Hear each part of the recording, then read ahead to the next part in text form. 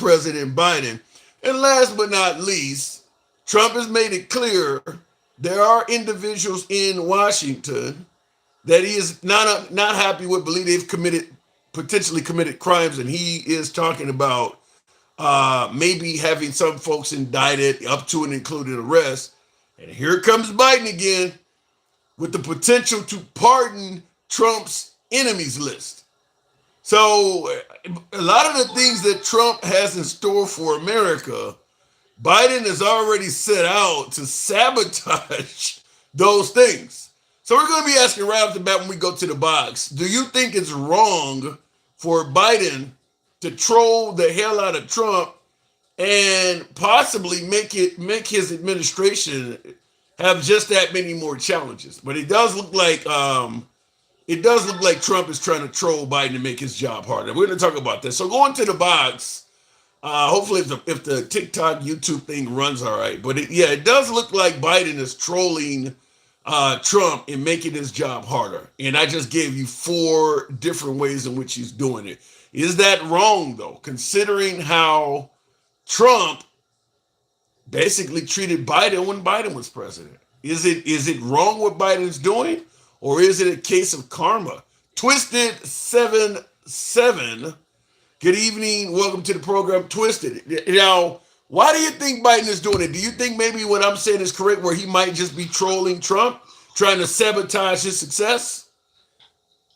I wouldn't say that. I mean, honestly, what I would say is that he's spitting in the face of the American people. Why would he? But why would he do it now? Why didn't he do it in the beginning? I don't know. That's why I'm asking about the trolling.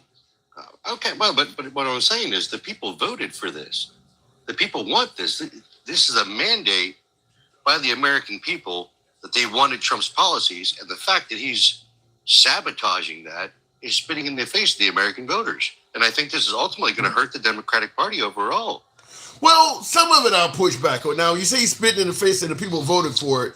Obviously, Trump was talking about building a wall his first term. And that was, he wasn't able to successfully do that. And the American people voted him out. So I have to ask, in regards to building a wall, do the American people really want it? Because if they wanted it, would they not have voted for him to have a second term? Are we forgetting the fact that Biden started building part of the wall? I'm not aware that Biden built part of the wall. I'm aware that Biden stopped and halted the wall production. He did. But there was an area, as I recall, this was, I think, last year, or it might have been earlier in the summer, where they were having problems with one particular crossing, so they built a wall. And you can fact check me on that. Yeah, but that's not the whole border, though. One little spot. But Trump is talking about a border wall. That's not a border wall. But the point is, those materials have been there. Right. And the fact that he's selling them off at a fraction of their cost, again, and that's our money. Yeah. That's taxpayer money that true. He is throwing away. That is, again, spitting in the face of the American people. What is it doing in the face of Trump? See, you're focusing on Trump, but I'm focusing on the country. I'm focusing on Trump. I'm focusing on Trump because I'm focusing on Trump because I don't think if Trump was his successor, he would be doing this stuff. Possibly. Yeah. But the fact that he is doing it, flying in the face of the American people, throwing our tax dollars out in the toilet, basically. Okay. I mean, if he were selling them at cost, then I would say he's trolling Trump. You know what I mean? Right. If he were selling them for what we paid for them, okay, fine. But he's selling them at a fraction, pennies on the dollar. Here's some of that stuff going for $5. Yeah, but you don't think That's he ridiculous. just wants to lose money for the sake of losing money? Obviously, we're not dying to get the money from the materials. No, he's selling it right. because he don't want the shit around when Trump gets in office. I mean, obviously, we're not dying for money that he needs to sell that stuff. The only reason he's selling it is so that it is not there when Trump gets in office.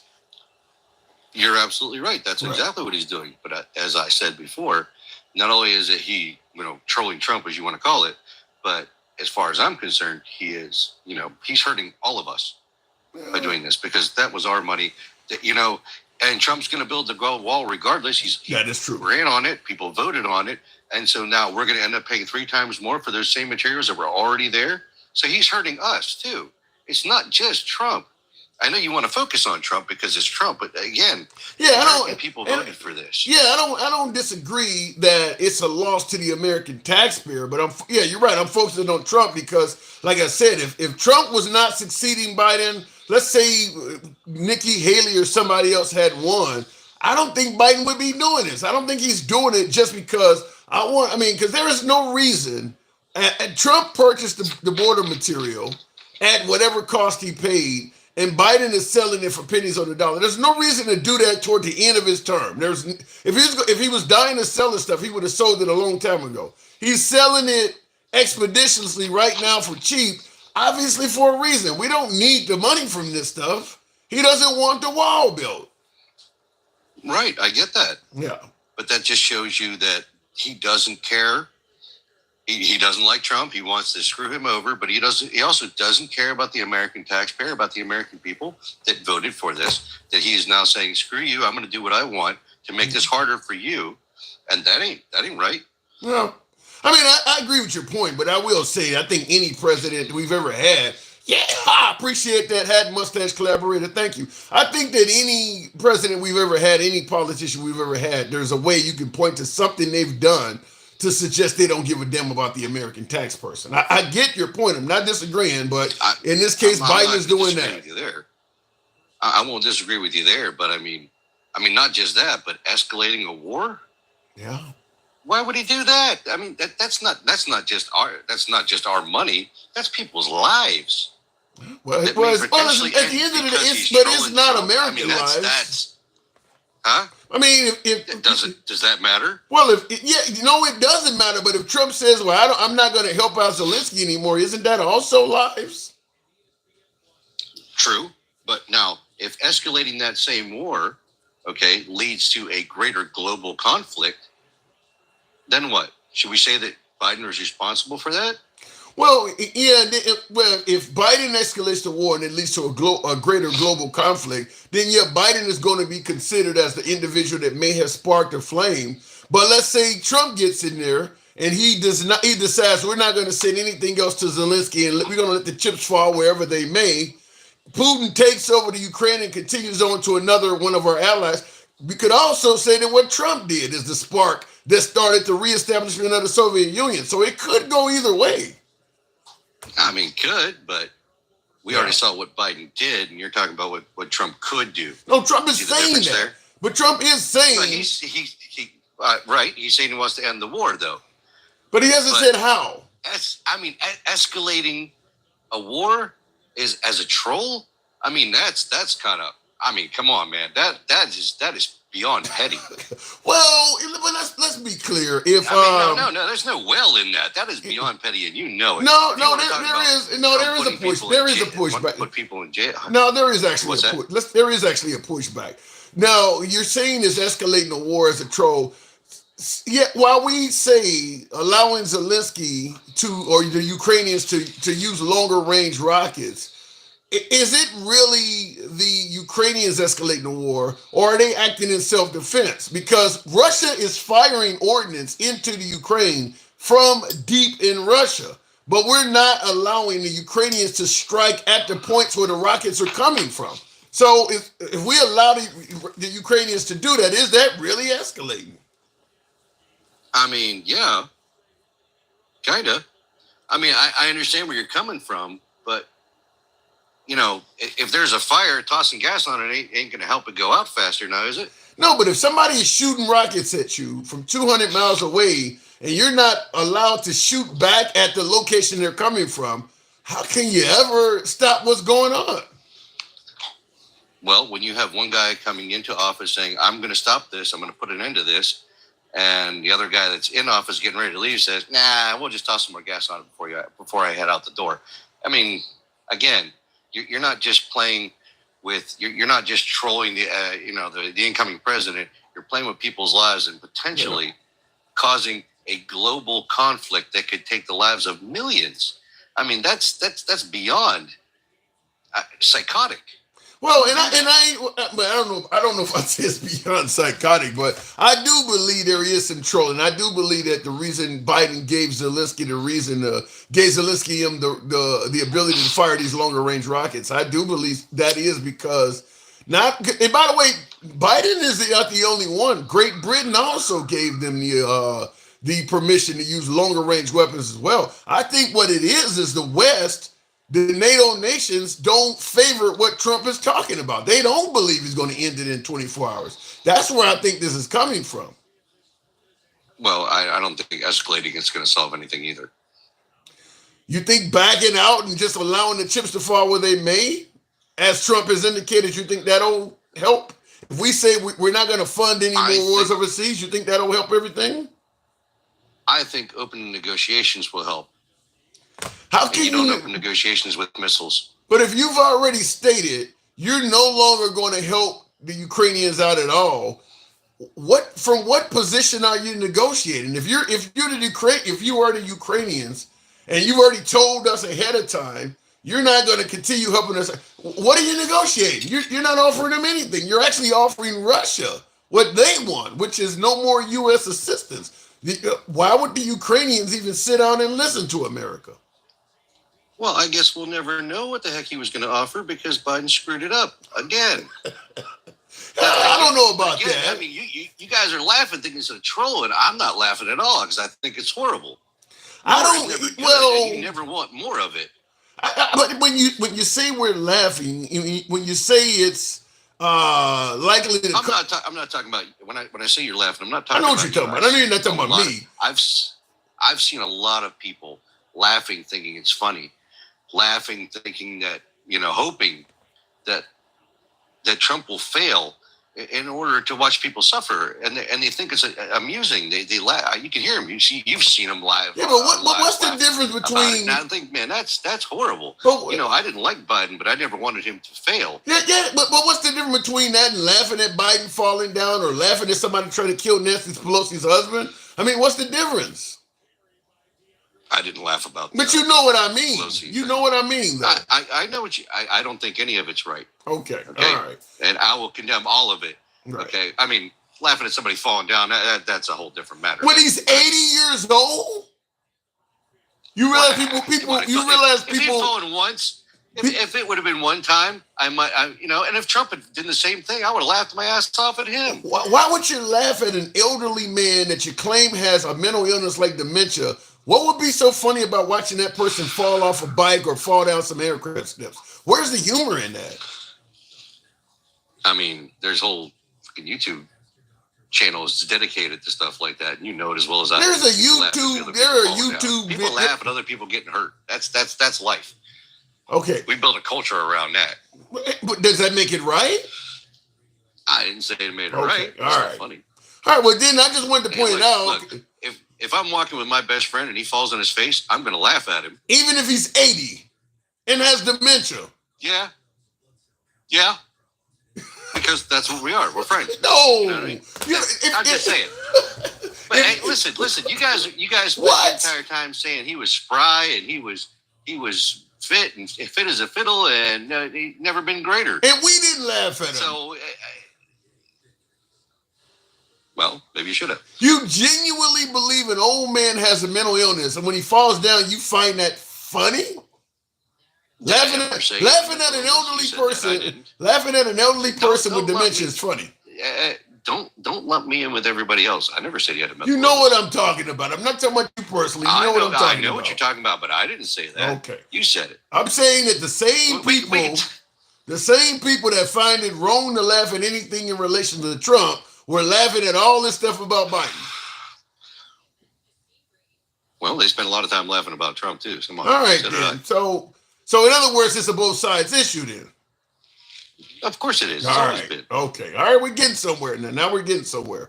So trolling. So in other words, you do see him as trolling, but no, I don't see him as trolling. I see him as I stated originally, that he's spitting in the face of the American people. I don't see it as a troll. A troll would be, I don't even know, doing something, leaving something at the White House for him, or something like that. that would be a troll. Or let me tell you why I said, as opposed to using the word troll, do you see him as trying to sabotage Trump's presidency? Absolutely. Okay.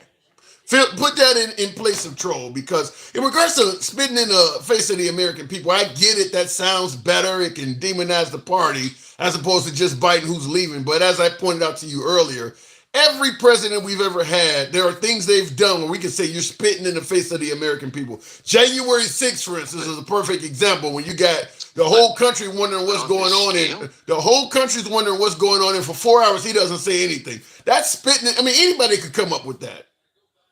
Okay, but you're talking about something completely different, though. No, I'm talking about spitting in the face of the American people. This is on a grander scale. Grand is all relative. This is on a grandiose scale. No, because what you're talking it's about, like everything that the American people voted for.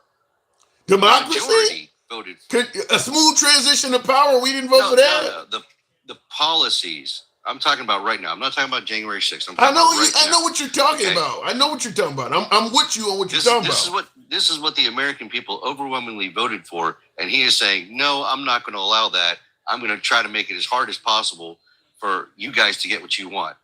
But once again, and I'm not disagreeing with you, but once again, we could say the same thing in regards to when Trump was fighting against the transition of power. Biden is overwhelmingly what the American people voted for, and Trump is trying to prevent it. But not to this scale. Who gets to decide? Who gets to make the decision on what scale? Contesting an election. Wait. You're conflating contesting an election with sabotaging a presidency. He wasn't contesting once Biden was in office, or once and January 6th ended, nothing else happened after that. Remember? He wasn't contesting the election, though. Twisted. He was trying to say he won. He's trying to take it. He didn't show up on January 6th to contest the election. Contesting an election. It's not like it's never happened. That's before. You don't contest an election like that. You got the courts in place to do that. You don't contest an election in that manner. Listen, you're saying that he was responsible for January 6th. I never said that either. I'm saying that he was not trying to contest an election. He was trying to interrupt the transfer of power. Contesting the election is all the court cases he had lost. That is your opinion, sir. That is not fact. So how do you contest an election in your opinion? What do you do? Courts. Right. And when that fails, when you lose in court. He held a rally. Some people of their own volition decided to do something. That's not his fault. And all of the people the people that done it on their own volition, he referred to as patriots, and now he's going to pardon them. What's the difference? And we talked about that the other day, remember? No, you got me baffled now. What do you mean? We talked about him pardoning them the other day. And your opinion of that is? That people who did not commit any violent acts or destroy things, they should be pardoned. Okay. Well, the fact is, like I said, he believed he won, and the whole purpose of sending them to the Capitol building was to prevent a transfer of power. He had already, if you're going to contest an election, like you said, he was contesting is where you go to the courts and try to have a ruling. He went to the Capitol building after all his methods of contesting, he was ruled against. So he wasn't going to accept losing in the courts. I'm going to do something else now. That's what January 6th was about. He had already lost in the courts. And so you think nobody's ever protested an election like that? In America? No. So in 2016, hold on. So in 2016, on January 6th in 2016, or it says in 2017, I should say, when they were certifying Trump's victory, and Democrats in the House, or in the Senate, I should say, stood up and protested, that wasn't trying to interrupt the transfer of power? Wait, say that again? That was okay. Say what you said again. I said, when they were certifying Trump's first victory, Democrats, and I don't mean citizens, private citizens, I mean lawmakers, were protesting inside. They tried to stop the vote. How? You got to see the video, dude. Okay. I don't remember exactly. All right, I'd have to see it. Yeah, I'd have to see it because they stood up and objected to it. They tried to start a motion to object to his vote being certified. Did they do anything? Did they do anything illegal to try to stop it? Well, there were protesters in the chambers, and those were citizens who were protesting. They had to be thrown out. Okay. But they were never. But there was no charges, no nothing. Nobody cared. Well, and I think now I'd have to see what you're talking about. I'm not certain what you said is 100% accurate, but let's say it is. No, I can assure you. Okay, then let's go with that. Let's go with you saying you can assure it. But here's the difference, though. It's a big difference if you or I lead a protest as opposed to the president of the United States doing it. It's just the significance of who's doing it. You're talking about Democrats showing up and protesting and things. That's not the Now, Hillary Clinton thought that Trump stole the election from her. If she did it, that's a huge difference than if some random Democrats are angry and they show up. That's the difference, is that was an organized from the top down. That didn't happen with the 2016 as you're talking about. And by the way, Hillary Clinton conceded, showed up at his inauguration and everything. So it's a big difference, big difference. Well, like I said, we can agree to disagree, but the fact of the matter is that there were people during his certification, they did protest. Democratic lawmakers did try to stop the vote from happening. There is video of it. You can watch it anytime you want. And I encourage you to do so. You're putting that in the same category. Okay. You're putting that in the same category where they had to literally rush off. All of the senators in Congress are running for their lives. You're putting this in the same category as that?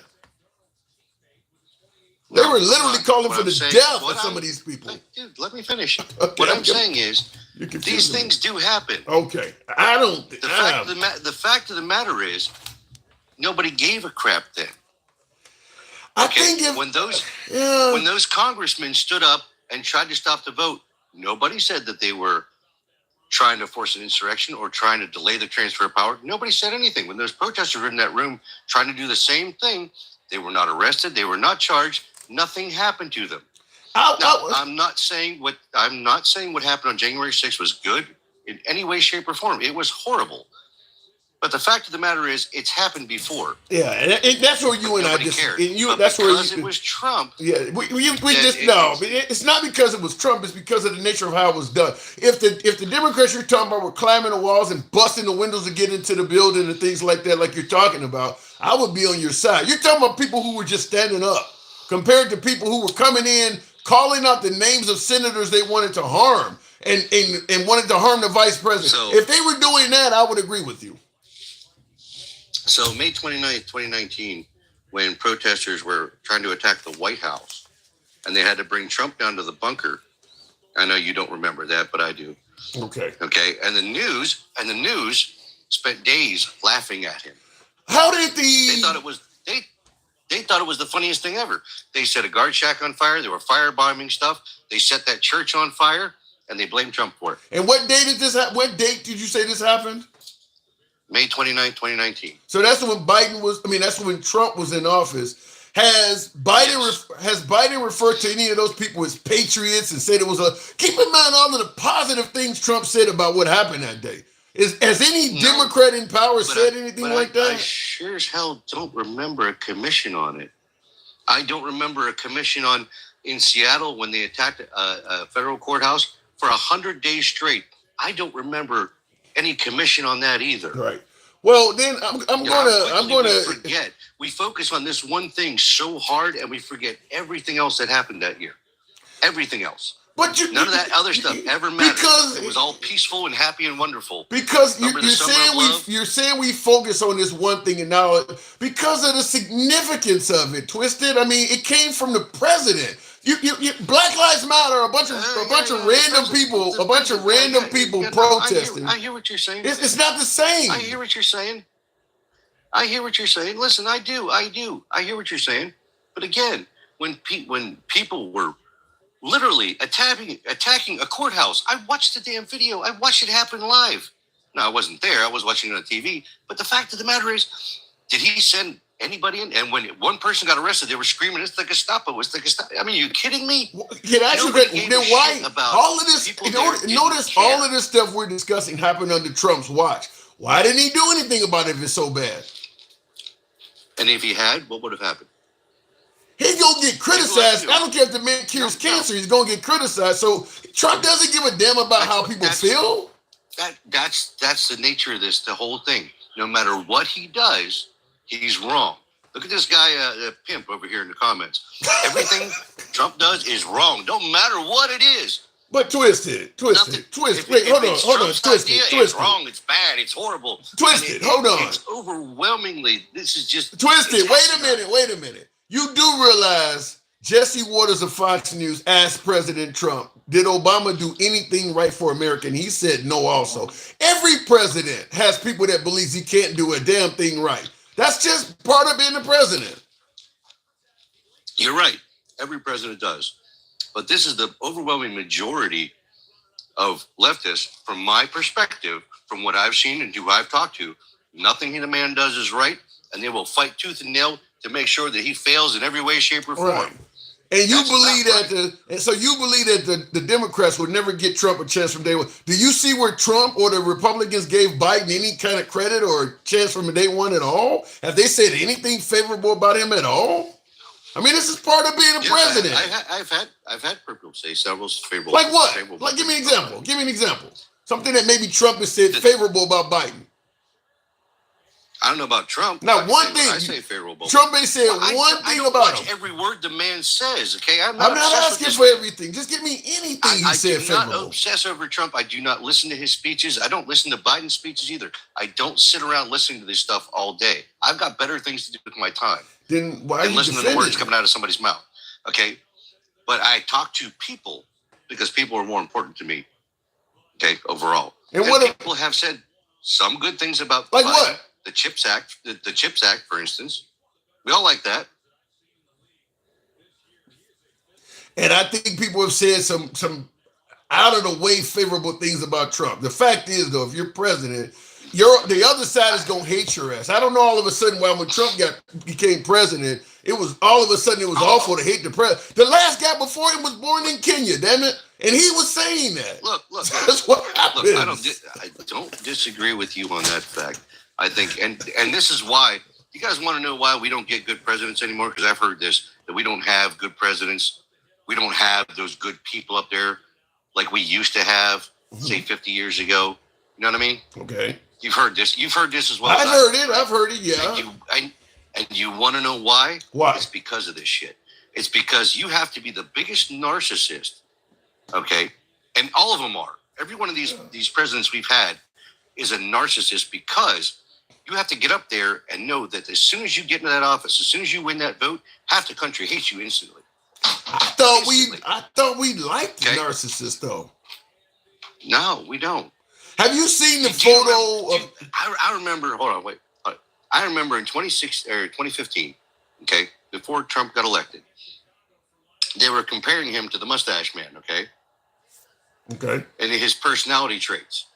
And then someone came along and said, well, we can do the exact same thing with Hillary and every other candidate that we have.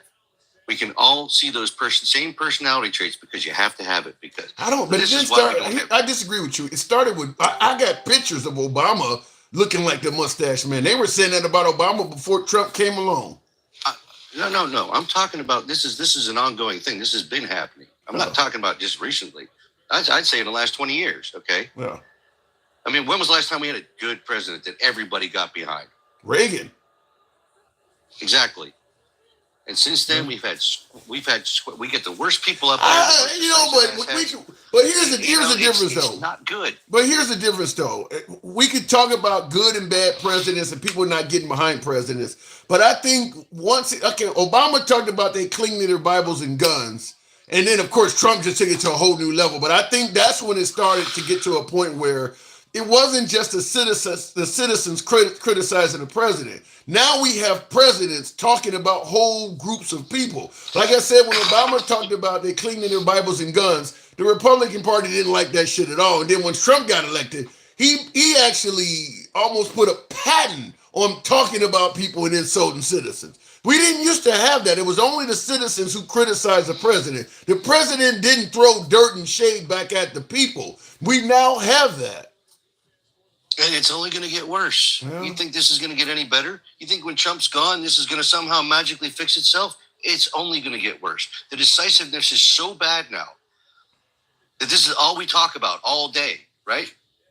All freaking day. I don't know. If Trump gets in there and gives us... You can scroll on here on any given day, and you'll find groups of people talking about how Trump is the worst person that's ever lived, and you'll find other groups saying Trump is the best person who's ever lived. No. And it's only going to get worse. Now, if Trump gives us $2 gas, if Trump gives us $2 gas, restores the economy, lowers crime, and all this other great shit he's promising, that will drop. I mean, people don't like Trump. I get it. He likes to insult. That does spark it off. But if he's doing really good for the people as a whole, and he's not attacking groups of people like he did the first time, I think you'll see the favoritism toward him grow.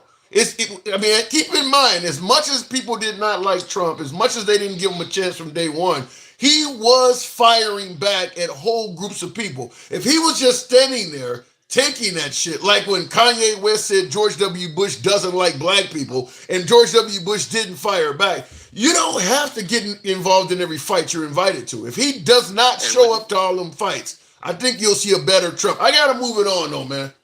Well, hold on. Real quick. Just let me hit back on 1 second. When they said that about George Bush, and they also called him a weak president, too, because he didn't fight back. That's going to happen. So, again, you're damned if you do and you're damned if you don't. That's my whole point. But you don't have to get involved in those fights. It doesn't help you. If somebody says some dumb shit about you as a president, and you get on TV or on the internet and says things back about them, as a president, that's not helping you. Just let that shit go, like we often say about Trump or January 6th or Haitian migrants. When are we going to get past that? He needs to do that. Well, okay, but we could say the same thing about what Biden is doing right now. What we started talking about originally. Biden's history. But he's not. He's causing problems right now. Right before he leaves, he's causing as much problems as he can. And has that helping the issue? No, it's just making it worse. Okay. It's just making it worse. So he's just as petty as Trump is. But saying the same thing about Biden is not going to help Trump. If Biden is being an asshole, fine. We can talk about Biden being an asshole. But that ain't helping Trump by saying, well, somebody else is doing it too. That ain't helping Trump. But you see where this is leading? You're not getting the point. The point is simple. You don't have to. The point is simple. You don't have to show up to every fight you're invited to. Your response was, well, Biden is doing it too. That's what you said. What about Biden too? That ain't helping out Trump. You started this whole conversation talking about what Biden was doing. All right. Biden is trolling. Biden is trolling. You said trolling. I said sabotaging. I said he's spitting in the face of the American people. I'm saying he's making everything worse on his way out the door. I believe that to some degree. He's farting when he leaves the car. You get what I'm saying? And shutting the door behind him. All right. Cool. I gotta go. Farting before you get out of the car. I've never heard. I know what you're talking about because I've done it on purpose. This is what we're talking about. You guys heard us going back and forth. By the way, tap the screen, get the lights on up. You know how this program is ran. We don't block, ban, or censor. We're MAGA friendly. We've always been that way, always will be. Biden is trolling Trump. At least that's my opinion, but I want to get your opinion from this as well. Now, my last guest said it's not trolling. It's almost kind of like sabotaging. What are we talking about? He is selling the wall. You see on the monitor behind me, that's a picture of Trump today on Fox News holding a news conference. And he is literally begging Biden to stop selling the components of the wall. Now, Trump wanted to build the wall his first term, purchased a lot of materials. That's the taxpayer money that paid for that stuff. And now Trump only served one term. The wall was not completed. So those materials have been sitting around down on the southern border since Trump left office. All of a sudden, out of nowhere, Biden has decided to sell the materials as scrap for pennies on the dollar.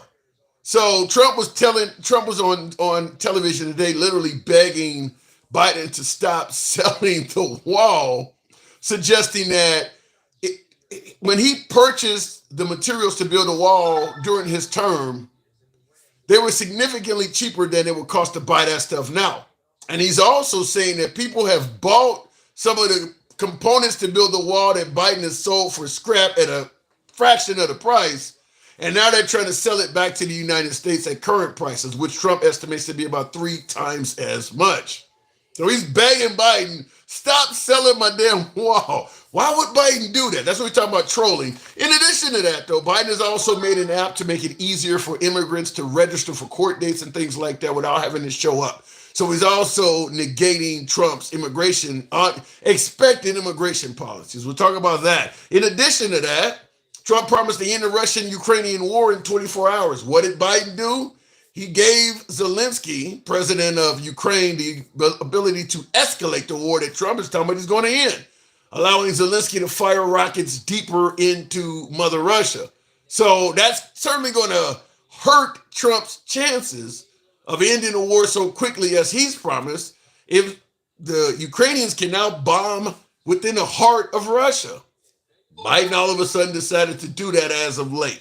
And last but not least, there is a possibility, many would suggest a likelihood, that all of the individuals that Trump has been flirting with, investigating, indicting, maybe even arresting, Biden is likely to pardon them. Everybody from General Milley to James Comey to Dr. Fauci, Merrick Garland. Is Biden trying to troll Trump? In other words, trying to sabotage many of his plans on his way out. That's what we're talking about, as always. And now somebody also mentioned, we'll talk about it again a little bit before I go to the box and to the comment section. But there indeed was another mass casualty event at a school today in Madison, Wisconsin. I don't know. Has anybody heard any update on the total loss of lives? I've heard everything from two school children losing their life in this event, plus the shooter. I've heard as high as 12. How many students, has anybody heard how many students officially lost their life down there in Madison? But we did talk about this earlier, and I'm asking a simple question of, do we even care about children dying in schools anymore? Because this keeps happening, and I don't know if any of us can point to any type of solution that we've even tried in this country. I mean, I don't care if you're in a red state, you're in a blue state, you're in a liberal city, you're in a Republican. Has anybody really made any serious effort to stop this from happening in schools? On either side of the aisle. On either side of the aisle. Now, the Democrats believe it's solved likely by gun control. So you see in some Democratic cities, they've tried to limit access to guns. The right thinks they're fucking nuts, that limiting firearms does nothing to stop people from getting popped. Fair enough. The right, on the other hand, don't believe you should touch firearms. They believe it is mental health. Now, the liberals believe it's guns. Right or wrong, you have seen laws from the liberals addressing gun access. And many would say their laws have failed, but you have seen them passing laws trying to do something about gun access. The right believes it's mental health. I haven't seen any laws from the right addressing mental health. Maybe you guys can tell me something different. My humble opinion, if the right believes that the issue is mental health, there should be far more availability for mental health services in right-wing areas than left-wing areas. I'm not certain that's true. I'm not certain where it is much easier to get treated for mental health in Texas than it is in Illinois. But the right is saying it's mental health. I'm going to ask you folks, have you seen a huge push by the right to address mental health? If that's what they believe is causing the deaths of children, have you seen any evidence to suggest they're trying to address that? So going back to the box, Alan Quinn says Republicans will offer thoughts and prayers with zero actions. Yikes. Alan, I think America's certainly done that. America has certainly offered enough thoughts and prayers to children losing their lives in schools. And I think at this point, no one could argue that that is going to be effective. I mean, we've probably had damn near 1,000 mass casualty events in this country in schools since the Columbine issue back in 99. 25 years, we probably had about 1,000 of them. Probably about 1,000 of them. Thoughts and prayers ain't gonna work. I think that's pretty clear. Let me go back to the box. Live spelled backwards is evil. Yeah, it's a good way of looking at it. Love to Cruise. Good evening. Welcome to the program. You are okay with Trump murdering our generals and Liz Cheney, and how would you feel if someone is going to kill you and you're just as crazy as Trump? Prove me wrong.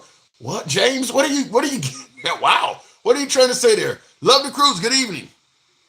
Hey, how you doing? I'm doing good. Is Biden trying to troll Trump on the way out, trying to sabotage his presidency? Man, you got to come up with a better word. This is the president of the United States. He ain't got to troll no damn body. You don't think That's Trump? what Trump does. Okay, so He trolls people, talking about cats and dogs and all that. Biden doesn't troll. Come on, man. So what is he doing now? What is he doing? He beating Trump to the punch. I personally didn't know there was a bunch of material left over. And my belief is Trump would have went ahead and sold it to somebody anyway. Why would Trump sell the material that would be needed to build? He had 4 years in there. Why didn't he build the wall? He did build some of it. He had 4 years. He built some of it. Exactly.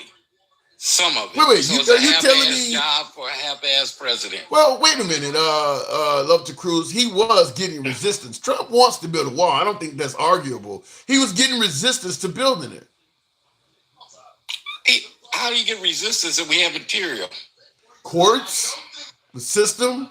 Pardon me? I believe the Democrats are at play. The system. I mean, taking them to court. They were trying to stop him from building a wall. It wasn't like all of Washington was on board when he was in office. Go ahead, build a wall. We all need it. No, they were fighting against that. Well, if he knew they were fighting, why purchase the materials in the first place? He expected to win. Isn't that useless? Isn't that spending our money? Well, it's putting the cart before the horse, but he was expecting to win. Well, like I said, I don't think Biden is trying to purposely affect his presidency by selling material. I think he's just nipping them at the pass before he can do all this dumb stuff he's trying to do. What dumb Pardoning stuff? All these people. You going to talk about prosecuting generals? Yeah, Millie. Yeah, Come on, man. Come on. He wants to do that. Come on, man. Well, but wait a minute. Let me put on my MAGA hat. In defense of Trump, General Milley did go outside of the chain of command. He had no right to contact an adversary like China and promised him that he wouldn't take a direct order from Trump if he didn't like the order. I mean, he is a candidate to be court-martialed. Okay, we only know that side. What if China came to him and said, what the hell going on? This is going to trigger World War III. And in his defense, he's like, well, look, it isn't what you think. Calm down. This is what is going on. And I promise you, before we do anything, I will let you know. I believe the reason we know all this is because General Milley wrote a book and he put in there what he did. And he did a lot more than what you're saying. He reached out to China and told them that. He put that in his own damn book. So that's why we know about it, because he didn't think Trump would be president again and the liberals would have had his back.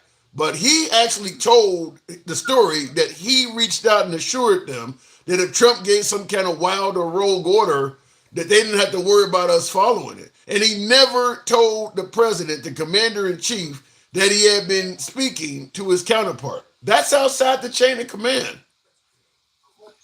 Maybe, but sometimes you have to go to the extremes. We're talking about nuclear warfare here. You can't do that in the military. You can't go to the extreme and go outside of your commanding office and do whatever you want. You can't allow that. But don't you think this is extreme here? This is not extreme for this guy to have all the codes to all the nuclear weapons, and you don't know if he's a firecracker or what, but you're stopping nuclear war. Well, if you're wrong, though, you're going to be held accountable for being wrong. Some would point out that we've had Trump in office for 4 years, and he didn't come close to doing anything like that. So that we know. Huh? That we know. Yeah. We don't know everything. No, that's true. You never know. So if this man is willing to put his career on the line, he's a dedicated general. He didn't get there by breaking orders. And he's willing to do this. Don't you think there's some smoke that he was looking at? But he was trying to stop the fire. But he could be wrong, Leather Cruz. He could have saw smoke when there was none. He could have just wrongfully judged Trump. Go ahead. Well, okay, by being wrong, who's going to be in trouble? Him. Yeah. But what if he's right? What if he was right? He just saved everybody. I mean, fine, So but he wasn't right though. That's the problem. You don't know that. Yeah, we do know that because How if he was right, he would have wrote in his tell-all book that he indeed stopped an order that came from Trump. Trump never issued the order, so he was wrong. Well, just because it issued the order doesn't mean it wasn't talked about. You can't have lower-ranking people thinking on their own and saying they won't follow orders from higher-ranking people before the order is even given. You do realize that goes against the way the military works, right? Man, you act like this is a private out of boot camp. This is a 5-star, 4-star general. That makes it worse because the only person that's hired him is the president. So are you okay with generals doing what General Milley did? I think, and I hate to say this, and when you have a gentleman like Mr. Trump, I think you have to put up all the guardrails. You're speaking about somebody that just never had any type of office. He didn't know his first term of political etiquette or protocol. And it's possible he does go from 0 to 60. You think Trump is capable, out of ego or simply out of anger, of starting a nuclear war? Absolutely. Really? You think he's that? He's that much off the handle, huh? You just said it yourself to the last gentleman. He tries to fight every fight. Yeah, but that's words. That's not exactly starting a war. Why he doesn't care? He's going to be secure. Yeah, but how do you respond to the fact that Trump is one of the few presidents we can say in recent memory that under him we didn't have any new wars? It was actually quite peaceful during Trump's time. Oh man, you tell me because of Trump there wasn't no wars. I'm telling you, during Trump there wasn't no wars. We can say it was Trump, we can say it was something else, but under Trump's watch, well, yeah, you're probably right because he was friends with all our enemies. Well, maybe there's a benefit to that. Keep your enemies close, your friends close, your enemies near. This is the same guy who wouldn't listen to the FBI, the Secret Service, or nothing against Putin. So what do you think we're supposed to do? I'm okay with Dick Cheney, I think used to say trust but verify. I'm okay with verifying. But if he's the president of the United States and he is at the top of the food chain, I don't believe that you should be legally able to. I think the rules say you can't just step outside of the food chain and do your own thing. What General Milley did, I believe he could be court-martialed for that. You don't think so? No, I believe he could be. Okay. And that's what makes me believe him, the fact that he would take that chance. So obviously there's some things that maybe went on that he couldn't put in a book, but he was willing to risk his career. Yeah, he was willing to risk his career to save humanity. I get that. But maybe he thought that Trump was a greater threat than Trump actually was, which means that Milley was wrong. Yeah, you were trying to do the right thing, but you did the wrong thing in judging Trump to be this huge threat to humanity, which Trump was not. Well, you got to realize, too, during Trump's first term, there were a lot of people there who thought he was for one thing and he turned out to be another, and he would fire them. So there were a lot of people there to pump the brakes. Not this time. Well, yeah, this time could be slightly different, but you don't think. But you said you think Trump, out of anger, might start a nuclear war. I think yes. Is he capable? Wow. I'm going to put it like this: is he capable of it? Absolutely. Damn. Absolutely. I really hope you're wrong, man. I really hope you're wrong. I do too. Goodness. I do too. I'm not saying it's trying to be right. I'm just saying it because this is what I believe, but I hope I'm wrong. Right. Look at the profile of the man. The man is a known bully. And yeah, if you try to mess with him, how are you gonna tell another country this is why I'm shipping people to you? Well, the people people came from those countries, though. If your country, No, ain't nobody come from the Bahamas. No, no. yeah, I don't know why. I don't know how that's gonna work. Yeah, you talking about the Bahamas, Grenada, what is it, Panama, and Turks and Caicos. Those are the 4 countries. He said if the countries that the immigrants come from won't accept them back, those are the 4 countries that they've designated to just send people to: Bahamas, Turks and Caicos, Panama, and Grenada. And Panama's on record, so is Grenada. Oh no, Bahamas is on record like, we ain't down with that. You can't just sit motherfuckers there. It's an island. Hey, how's it going? We got 500,000 people coming your way. If you've ever been to the Bahamas, you'll know that's not a big island. I mean, that's not a big place to send a bunch of immigrants to. I don't know what he's doing with that one. And you know, I read somewhere where this is where I don't think the immigration is going to work, where it's going to cost $88 billion to send 1 million people out. Wow.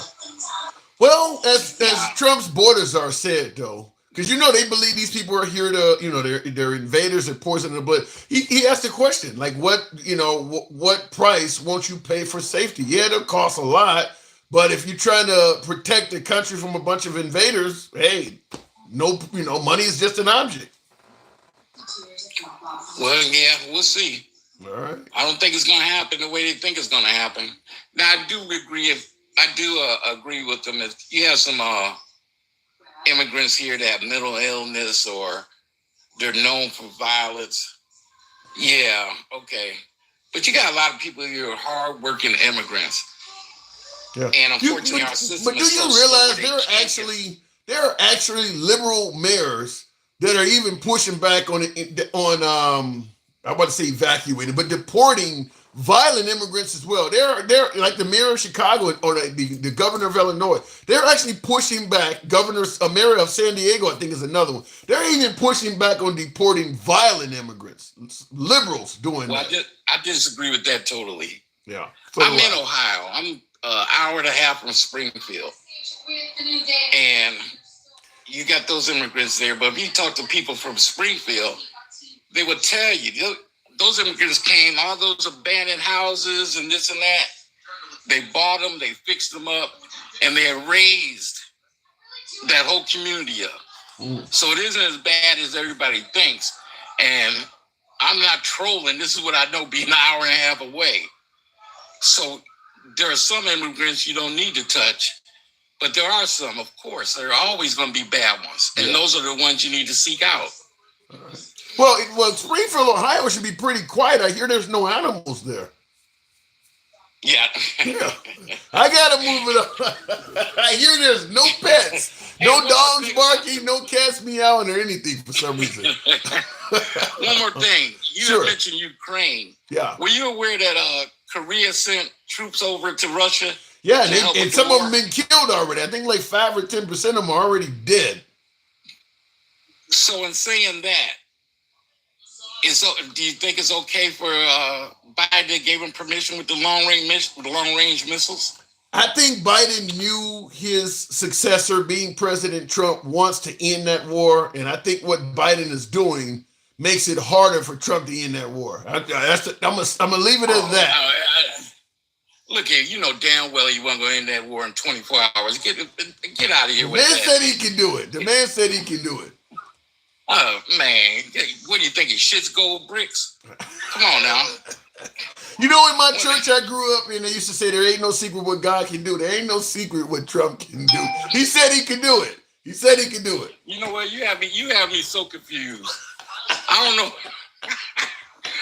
know if you with the guy or you have me so you play the fence real well. I see good and bad in Trump. I see good and bad in the liberals, good and bad in the conservatives. I come on with all of it. I'll talk to you later. I got to move it on, Love the Cruise. Thanks for having me. Anytime. And I will say that that's kind of how the show got started. During the worst of the Biden economy, when I started doing lives, I was real critical on Biden, real critical on the liberals, and my audience ballooned. It was predominantly MAGA at that time. as the economy began to improve and get a little bit better and gas prices started coming down, I get credit where I see it. When I saw the Biden economy doing horrible, I was chastising them daily. When it started getting better, I didn't continue sticking on him when it was at its worst. I was going with it currently. And I started losing MAGA and picking up more liberals. And if Trump gets in there and he starts living up to some of the promises he's made that's going to make America great, chances are you're going to see at least me being very favorable to Trump if he does that. If he gets in there and he turns it into just a chaotic war zone in Washington, then I'm going to criticize him. I can see good and bad on both sides. If he brings us back $2 gas and all this other shit he's promising, hey, I'm not one that would go against the man if he cures cancer. If he cures cancer, I'm going to be calling him a great guy. So we'll see what happens.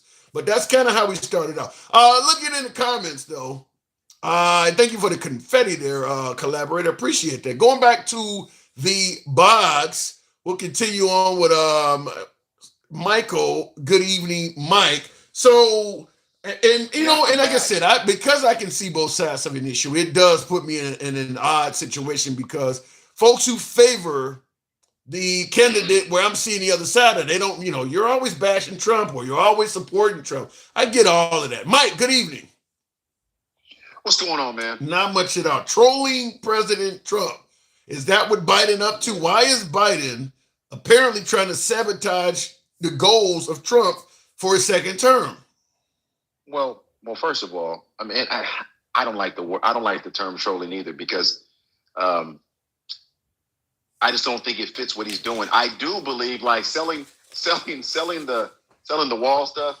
I think that's petty, but I don't think it's above the pale based on how Trump has treated this man for the last. So he's on some revenge type shit or whatever. So he's on some revenge type shit. Talking about with the wall, just the wall thing, okay. Right? But when it comes to Ukraine, I think Biden is trying to preserve Ukraine, right? Make it tougher for Russia to defeat them based on Trump stating he wants. He essentially is saying he wants Russia to win, right? He wants to make a deal where Ukraine gives us something they shouldn't be giving up, but he's okay with that. So I believe Biden is trying to fortify Ukraine's position before he leaves office. That's what I can kind of agree with that. And before we continue talking, I just want to point out a comment. Laura Lee on YouTube says, I'm too white to be deported.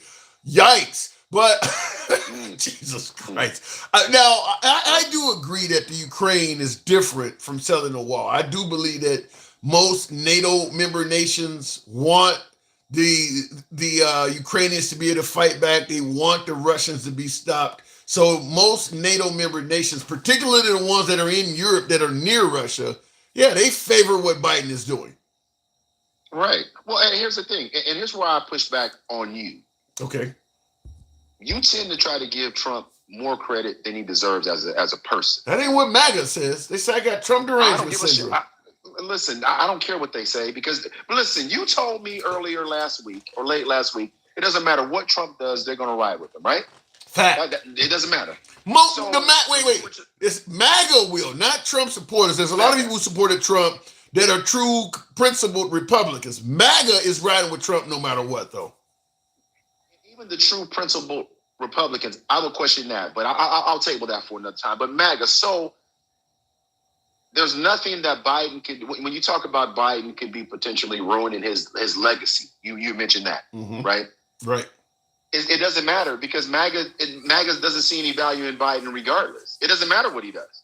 It doesn't matter what he does because whatever Trump says that it is, that's what it is to them. It doesn't matter. Yeah, but you got a lot more voters, Mike, than just MAGA. You got independents, you got traditional Republicans, you got liberals. His legacy is out there for them people too. And there's a lot of liberals. I heard Charlamagne the God on the Breakfast Club last week say that Biden's legacy is trash. He's obviously not MAGA.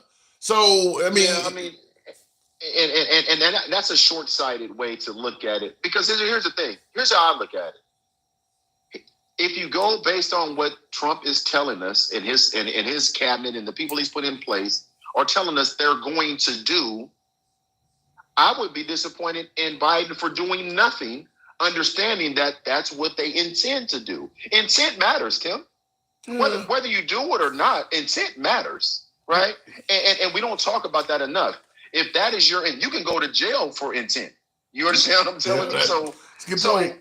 If his intentions are to do these things, it is Biden's responsibility to prevent these things to the best of his ability as the president of the United States. It just is. Yeah. I would be disappointed if he didn't pardon these people that Trump's saying he's going after. See, Trump set the stage for this stuff.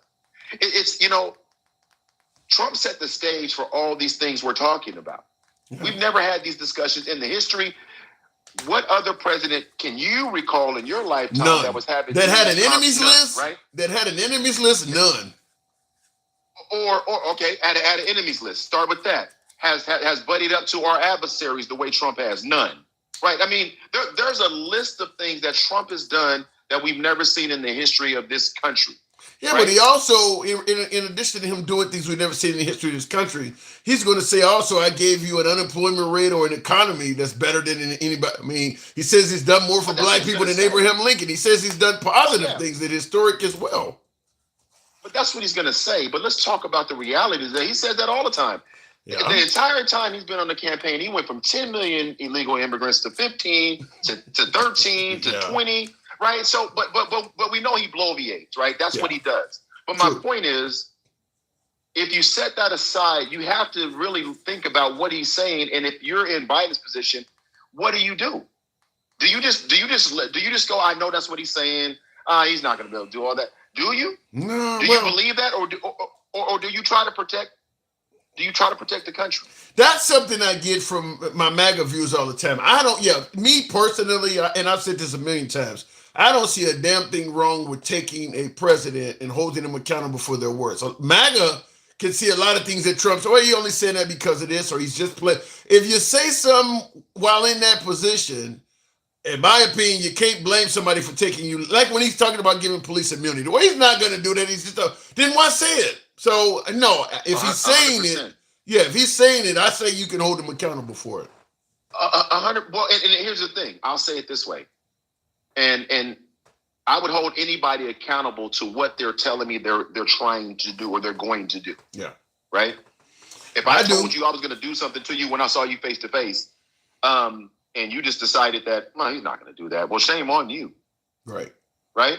Right. I mean, it's just is what it is. So we have to think about those things that you're talking about. I mean, you were talking about General Milley.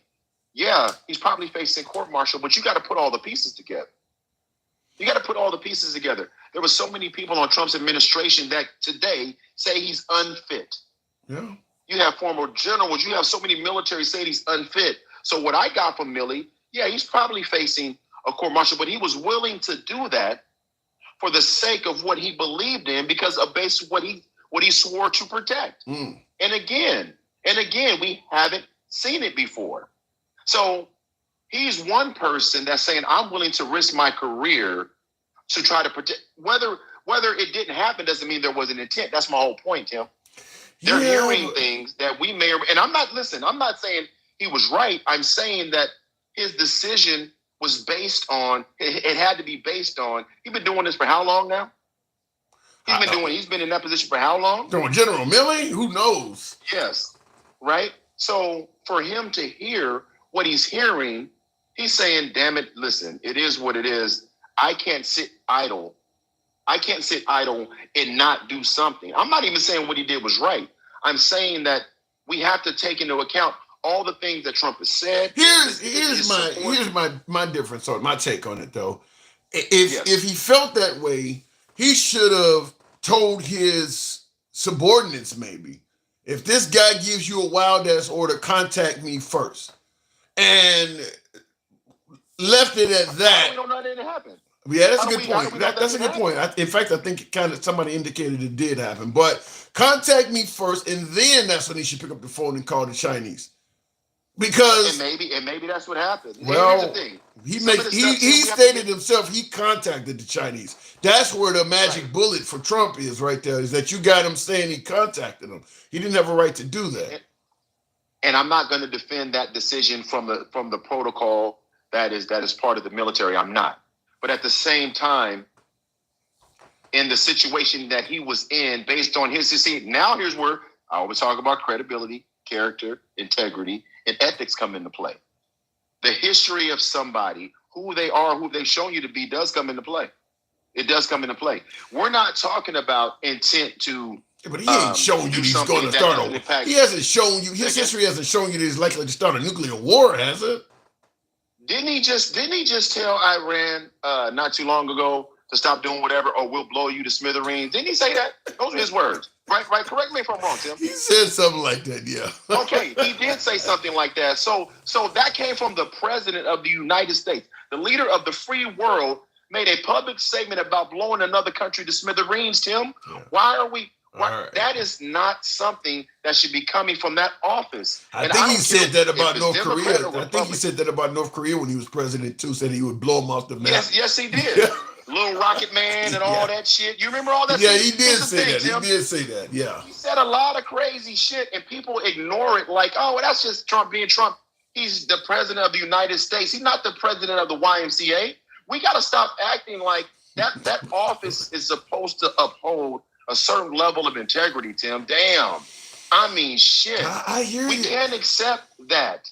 Yeah, and I see somebody and listen. And I see in the comments, though, Lotus Flower said once he made those threats to North Korea, Kim Jong-un did stop doing what he was doing, which I get it, but that means he took him seriously, that's though. A lie. Right? He stopped for about 6 months. Stop.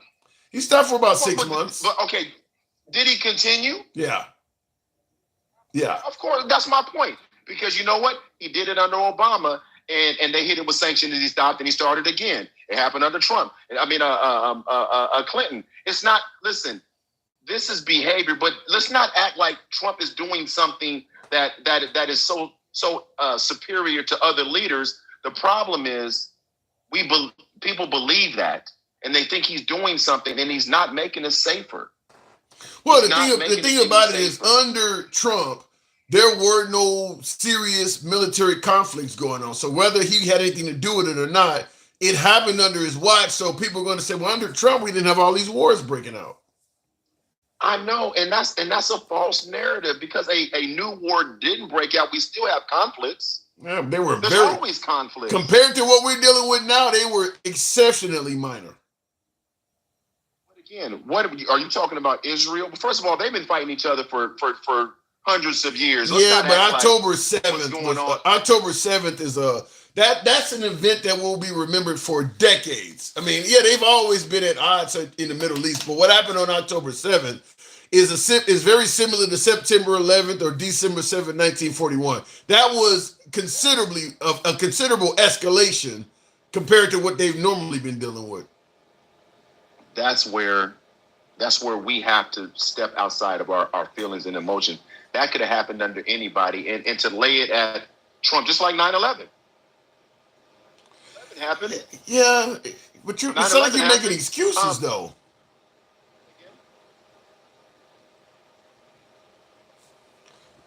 Are you there?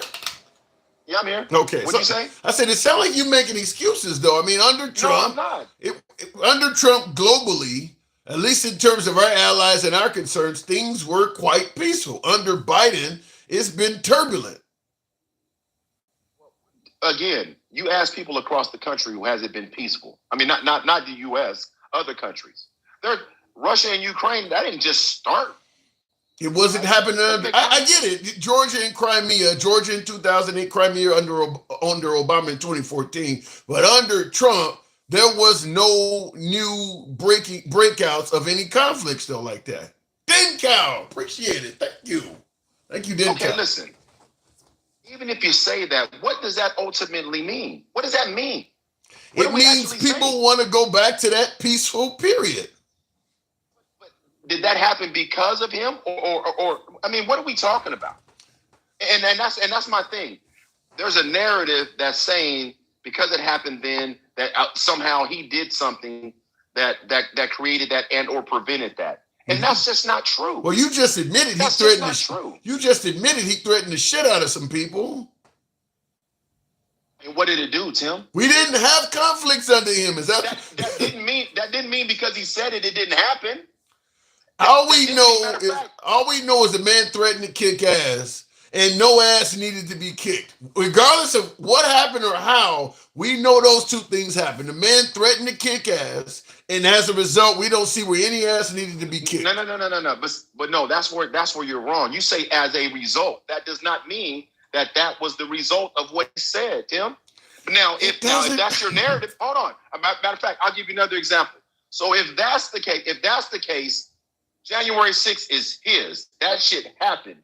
That is on his watch. That shit happened. I'm not arguing there. I'm not arguing with you. I know, but and again, now I will say that he has to own January 6th because he was lying. But so maybe that's not a as good of an example unless people don't believe it was real. But what I'm saying to you is, if you're trying to create a narrative, and it's on both sides, you can create a narrative or you can create something to fit your narrative all the time, and people do that. That's the problem that we're in. Thank you. I just say this to you, Mike. I don't know. I'm not going to say Trump is some Superman or he is the greatest thing since sliced bread. I'm just simply saying the optics is under Trump, things were more peacefully globally. Maybe he had nothing to do with it, as you're trying to allude to. Fair enough. But under Trump, America's perception is globally there were no major conflicts going on. I don't know, maybe God did it, who knows? But under that president, people were not seeing what they're seeing now, and they want to go back to that time. Again, I told you this before, and I'm going to say it again. They're using that for this other narrative and this other agenda, right? That's what we're seeing, and it's all laid out. That's just, listen, you're going to say whatever you need to do to get in the house. People believe it. You're going to say whatever. Yeah. And I'll tell you this, even if the same situation was happening under Biden, and Biden had nothing to do with it, but the last Republican president was operating under turbulence, the liberals will say the same thing. Under us, there's no new war. People are going to take advantage of something that's right there to take advantage of. And they would, and listen, I call balls and strikes, and they would be wrong, right? They would be wrong because people are this is like a boxing match. People are in their corners in America, right? People are in their corners and nobody's listening. At the end of the day, this is factual. Trump's integrity and character as a president, we've never seen anything like this in the history of this country. Not to this level, Tim. Right. Not to this level. And listen, this may not be what people want to hear, but it's factual. And you got to get out of your own way and ask yourself why. And if you look at Project 2025, it explains everything. It's like an encyclopedia for all the bullshit we're watching. If you don't understand what you're seeing, go read the document. Nobody creates a 900-page document for nothing, Tim. Yeah. Who the fuck does that? Yeah. Well, it makes no sense. And I'm gonna tell you this: you were talking about these children. I'm gonna lay on this as much as I can every time I get a chance to speak. If we truly care about the children, all children in this country, we would not be having these conversations about their safety. Bottom line. I don't care Republican, Democrat, because listen, the Democrats haven't always done the things they need to do, should be doing when they had the opportunity to do it. You understand what I'm telling you? And neither are the Republicans. But I'm honestly, to be honest with you, there are not MAGA, the Republicans you were talking about. This is why I don't give them credit, because they don't push back enough on the way their party has been reshaped by MAGA. Well, they're winning, though. I got to move on, but they're winning. They like the direction Trump's delivering for this country. They're not pushing back because they're winning. I got to go, though. I got to move it on. Let me say this. Let me Real say quick. This, and I'm going to let you go. So then they are exactly what you're saying they're not. They may not wear MAGA on their chest, but if they feel that they're winning and they like it, they are exactly who the fuck we say they are. You got three options. You're a MAGA. You're a sympathizer of that bullshit, or you're not in tune or educated enough on the issues. That's it, Tim. All right. I don't disagree with that last part. I gotta go though. You're all right. You make a good point. Then yeah, kind of like the late coach that said the Bears are who we crowned them to be. I guess you're right.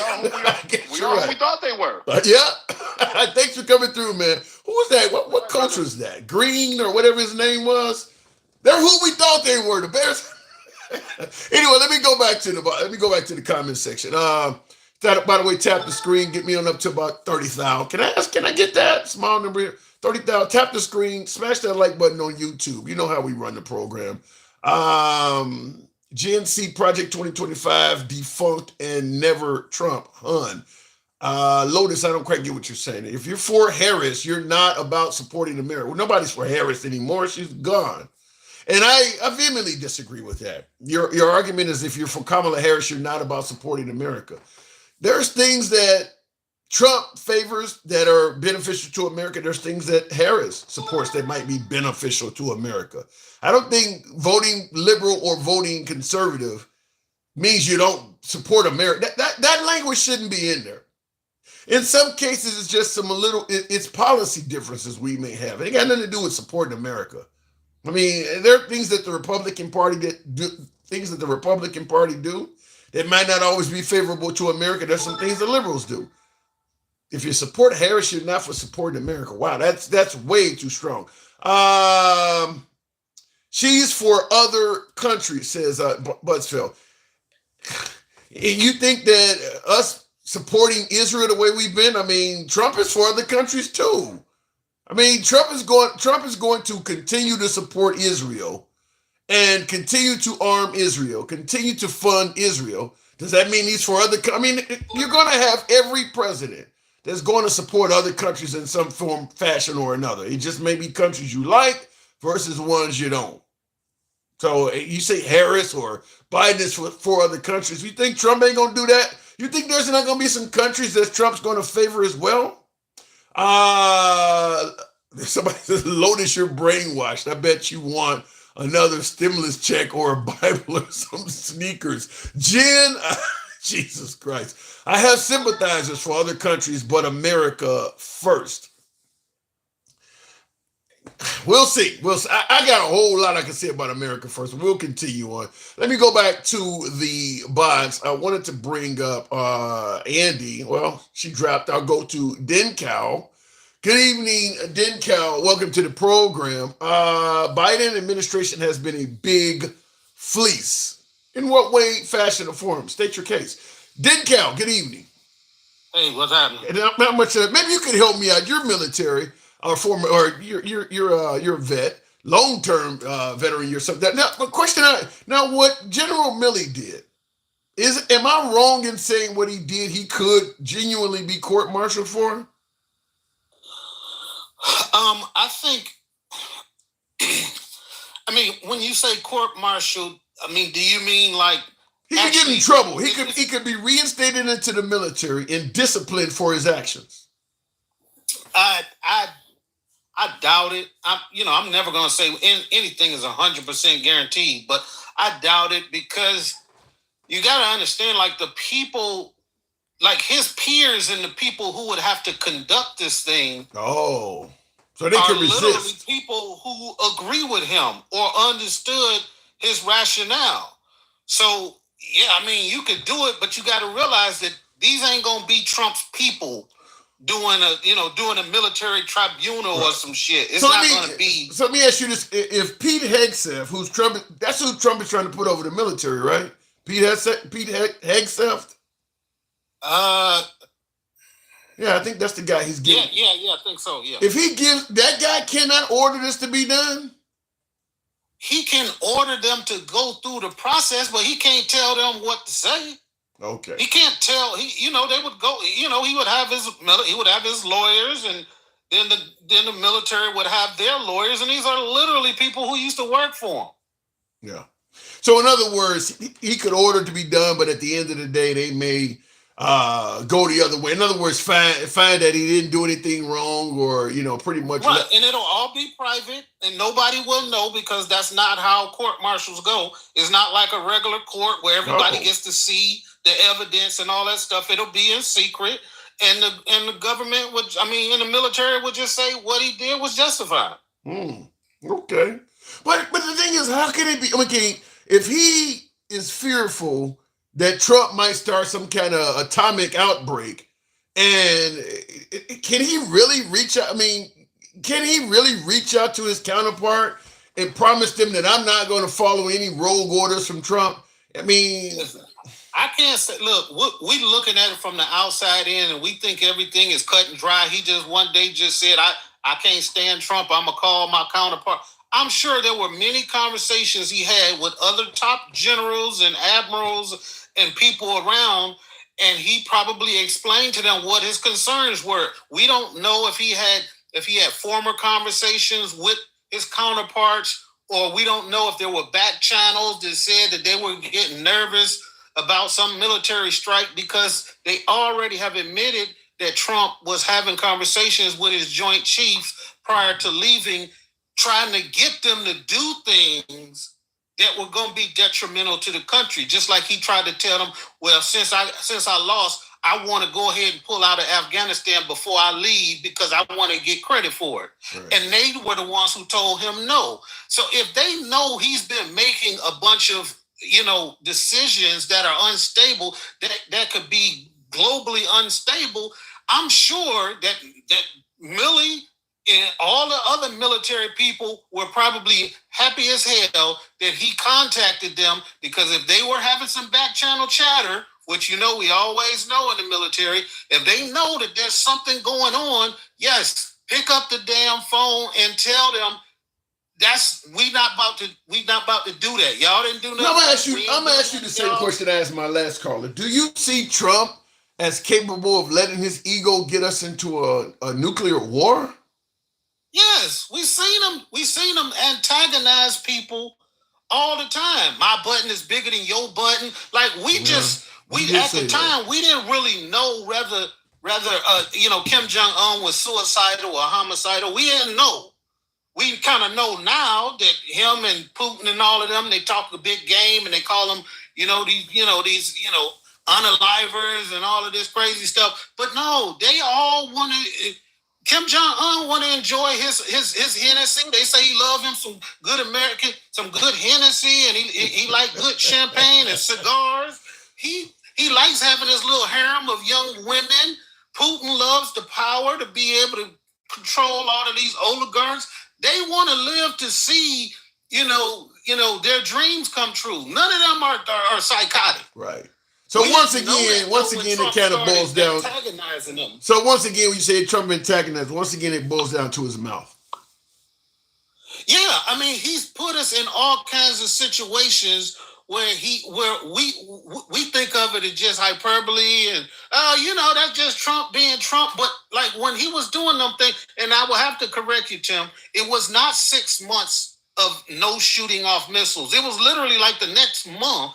He started practicing doing them drills, and instead of Trump chastising him, what Trump said was, well, they're intermediate. Right. He said, well, he's right because he's pissed off because we keep having these drills with South Korea, and he doesn't like them, and I don't really like them myself because I don't like to pay for those drills. Like we do drills all around the world. I don't recall that.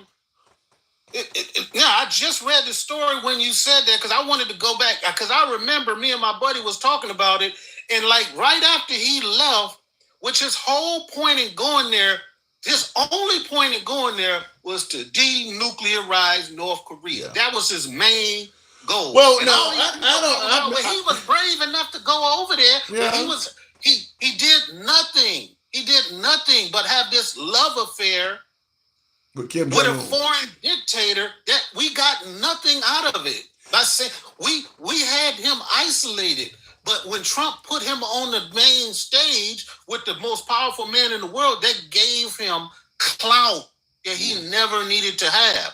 Now other countries are dealing with him, Iran and Russia and China. We gave him that platform that he did not have until he stood. Well, you get no arguments from me in regards to the part where nothing came out of it. I'm under the impression that Kim Jong-un did stop firing rockets for a longer period of time than 1 month. I'd have to look it up. But one thing I do agree on is that nothing came out of it. I mean, Trump didn't get any kind of treaties. He didn't get nothing signed. And of course, Kim Jong-un and our relationship with North Korea is right back where it was because Trump never secured any deal. So meeting with Kim Jong-un at best got some kind of temporary Band-Aid, as you're pointing out, that was very short-lived. Even if you're right and I'm wrong, we're only talking about a difference of about 5 months. That ain't shit in the grand scheme of things. I'm saying about 6 months. You're saying about 1 month, but that's nothing. Right. Fact is, he didn't get nothing accomplished. There's no, Trump holds up the things he gets signed, and he's always holding up new bills. He didn't have anything to hold up. Same thing at a meeting with. He does have something to hold up. His love letters with Kim Jong Un. And we don't even know what's on those. We don't even know what that is. Shit. I mean, we don't know what's means. And the same thing when he met with Putin. Yeah, the same thing is when he met with Kim Jong Un and when he met with Putin. He fought to have any public knowledge of what was said at either one of. We don't know what was said at either one of those meetings. Right. And knowing us like we do, what would he have that would be so secretive that he didn't want? Like that's going against the whole country because he's supposed to be he's supposed to be the representative of the American people, not of his own interests. There's nothing that Russia could do for us or anything we need from them for it to be private. Well, but like I said, they didn't start no new conflict, so he told them something. Who knows? But hold on. He said, and Biden gave Iran money, which was given to Hamas. So we're talking about Trump, but he's saying that, now we know the Iran deal was broken in. Now, I don't know, Biden gave money to Iran? When did that happen? I know the deal. No, he getting Obama and him mixed up. And Obama didn't give him money either. Obama unfroze their own assets. Obama didn't give them money. Nothing. We didn't give them anything from our taxpayers or nothing. Right. He literally got a deal done for them to halt their nuclear program. Now that's somebody you should be giving credit to because he actually struck a deal, gave them back their own money, and had them actually have inspectors on the ground making sure that they got rid of all of their nuclear material down to a certain level. That was an actual deal that got done that Trump actually canceled. And now they're on the doorstep of having one, which they probably already have by now. I don't know. The way Israel's kicking their ass, if they had a nuclear bomb, they might use it. I mean, Israel's really... No, you got to think about how small Israel is. It's about the size of the state of Maine. So you can't drop you know what I'm saying? Yeah. You're going to be messing with people in Lebanon and Jordan. all of the I get it, in Jordan and all that. But the thing about it is, I mean, Israel. Israel don't turn into the Middle East Terminator. I mean, how many countries are they bombing? Yemen, Lebanon, Syria. Now they're in Syria now. Iran they don't hit. I mean, they don't hit like 5 or 6 countries. Like, yeah, all because of us. All because of Big Brother. What do you mean? The reason why they don't really retaliate is because of America. Yeah. When we sent all of those aircraft carriers and that whole battle group over there, that was letting that, and they literally said the reason why we sending all of these people over here is to fight Israel. back anybody's intentions of jumping in this fight. So yeah, the only reason why they're accomplishing it, and that's why I just don't like how Biden handled that and not told them. See, I don't really necessarily like how Trump does like foreign business and stuff, but sometimes, even if that's America's policy to support them, sometimes you gotta say, yo, you going too far.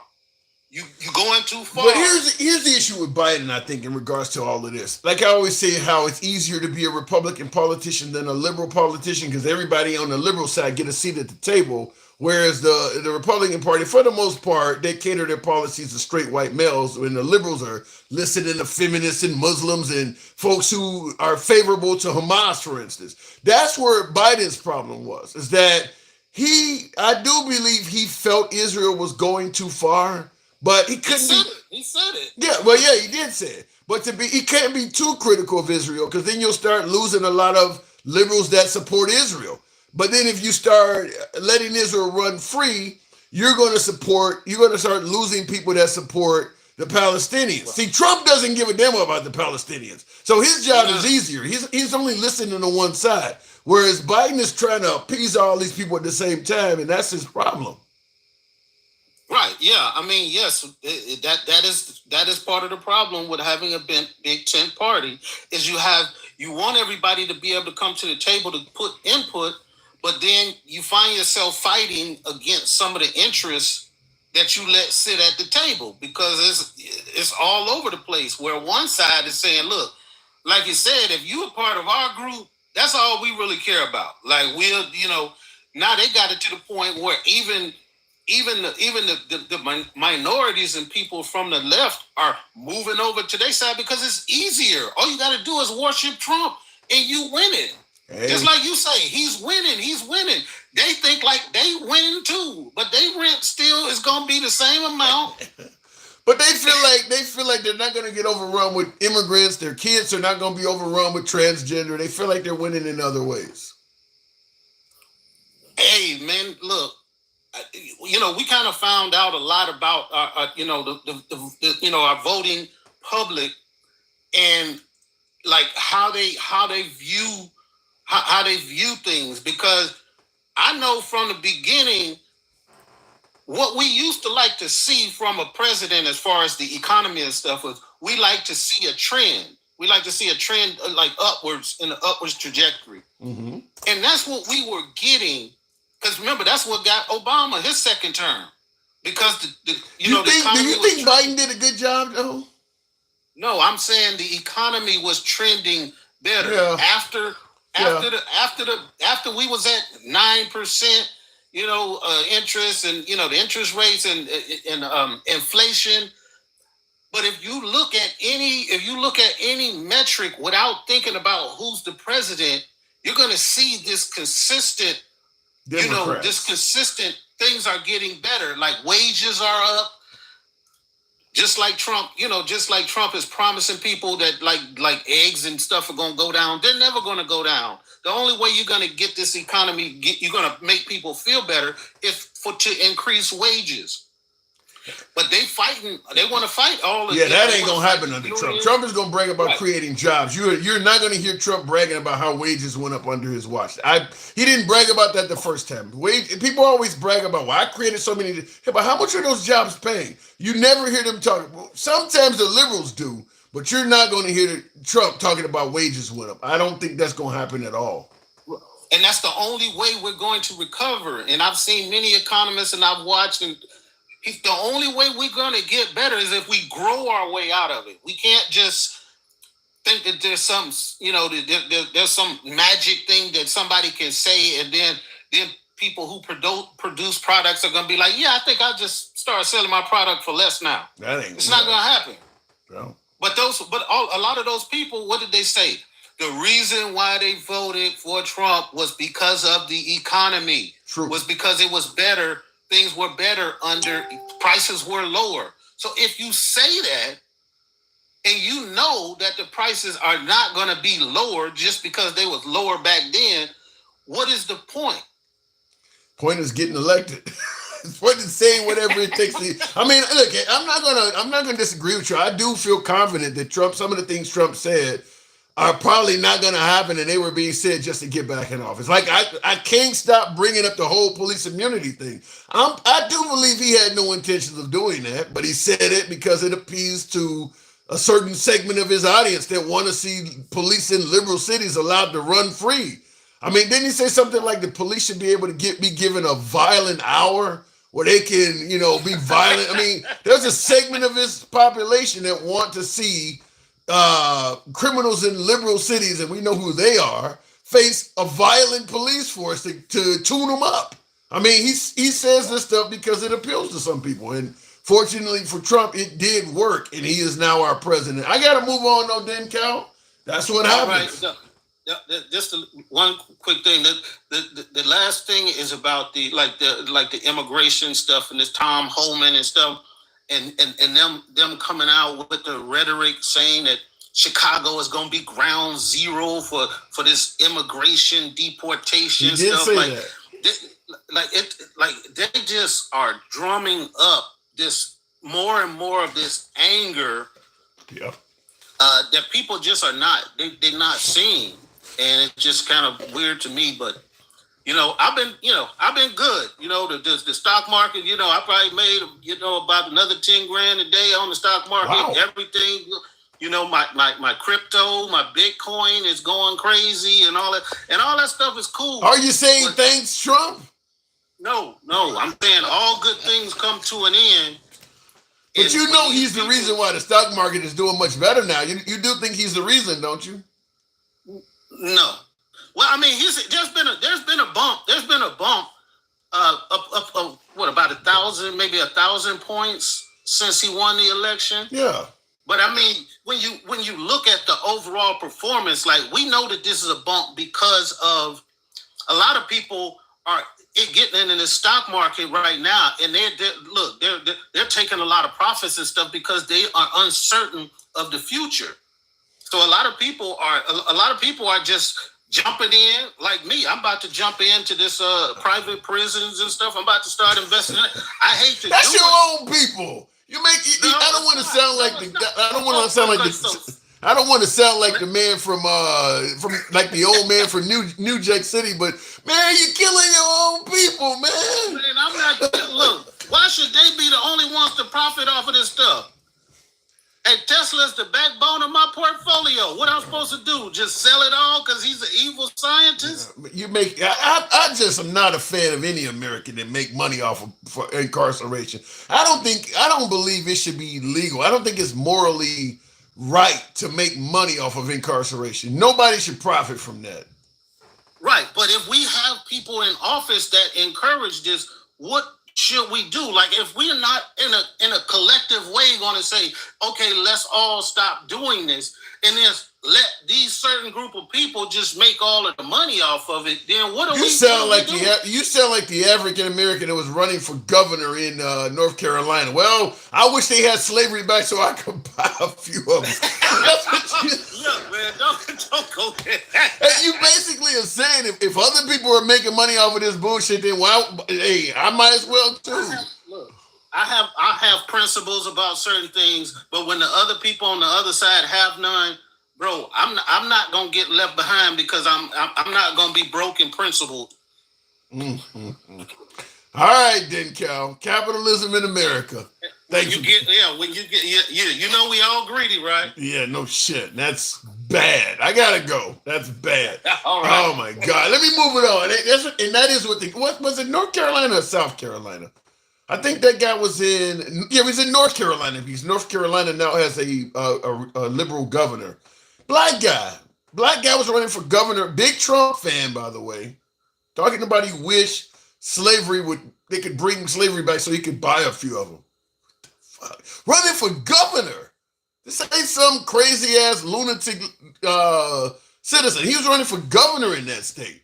And he was the Republican nominee. I mean, this is what they put up to run for governor. He ain't some off-the-wall politician deep down in the weeds. This is who they chose to run for governor, the Republicans did in that state. Somebody wanted to bring back slavery.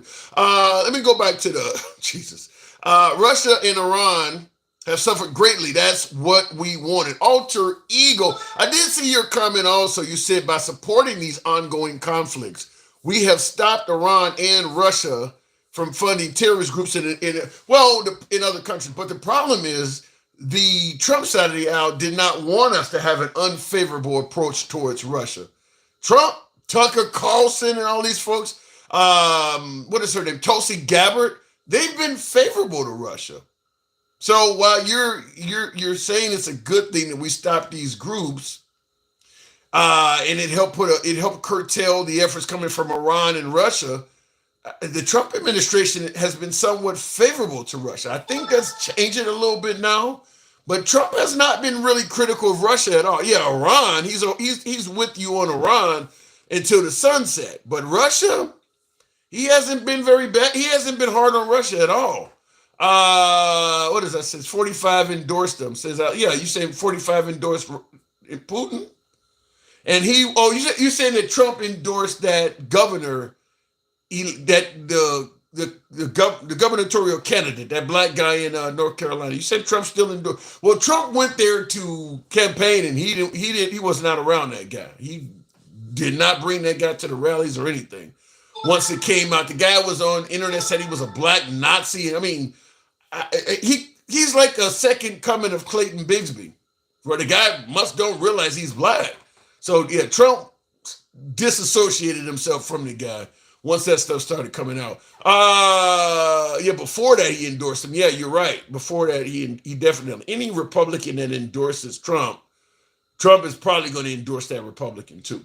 It's beneficial for peace, for humanity. I don't care what Trump thinks. Well, you got to care what he thinks because he's the guy that's going to make it happen. Yay or nay is going to come from him. Alter ego, yeah. Appreciate the hot mustache. Thank you. I don't know what I just hit there, but I'll continue on the program. Russia has been supplying information on Ukrainian biolabs to the UN for over a year.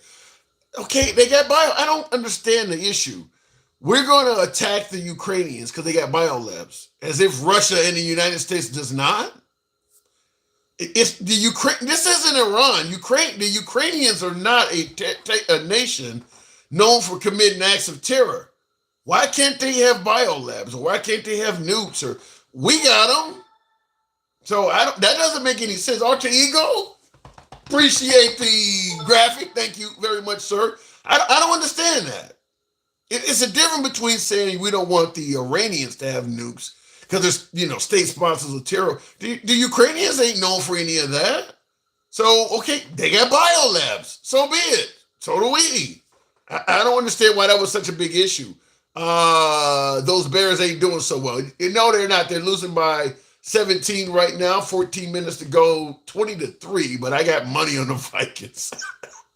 I defected like the black guy in North Korea. I ran across to the other side just to give me some money, just to get some paper. They was only, I'll go back to the box, but the Bears were only -7 on, not FanDuel, DraftKings. So I went ahead and dropped a few. I'm like, they're going to lose by more than 7 in this motherfucking game. So I put some money down on the Bears to lose. I know the Vikings is going to beat them by more than 7 points, and it looks like I'm going to definitely win. They're down by 17 now. And by the time this game is over, it'll probably be 20-something at least. Looking in the comments, remember Russian collusion and the P tapes and the N-word tapes. What happened to those? Well, we can't, if the P tapes exist, we can't force Vladimir Putin to release them. I mean, we could say the same thing about Hunter Biden's laptop or Hillary Clinton's emails. It never materialized. I mean, so maybe the Russian collusion thing was all made up. We don't know. It never materialized. Same thing, just like Trump was investigated for Russian collusion and nothing came out of it. Hillary Clinton was investigated also and nothing came out of it. Now, Hunter Biden got a pardon, so we won't know what came out of that. But Hillary Clinton was accused of all kinds of crimes as well. Nothing came out of it. So that's how it works. Ukrainian biolabs made chemical weapons banned by the Geneva Convention, you idiot. Thanks for the compliment, Igor. I got thick skin. He says I'm an idiot. Fair enough. But he said Ukrainian biolabs made chemical weapons banned by the Geneva Convention. My guess is whatever the Ukrainians have in terms of bioweapons, we got them here as well. We're kind of a nation of do as I say, not as I do, where we're telling other nations what they can and can't have when we have it. I bet you whatever we're claiming the Ukrainians should not have, we have it here. So, and I see in the comments, Denkel asked an excellent question. If they got all this shit, why are they not using it? That's an excellent question. Russia is completely threatening their sovereignty. If they got all of this shit over there, why ain't they used it on Russia yet? You got Vladimir Putin talking about using nukes on them. Why haven't they used it? My guess is it probably ain't there. Paul Manafort alone paid for the whole Russian collusion investigation. Maybe. I don't want to go too deep into that, but like I said, Hillary Clinton was investigated. I know Fox News was behind the laptop, and Rudolph Giuliani was behind the unbited laptop. People pay for shit.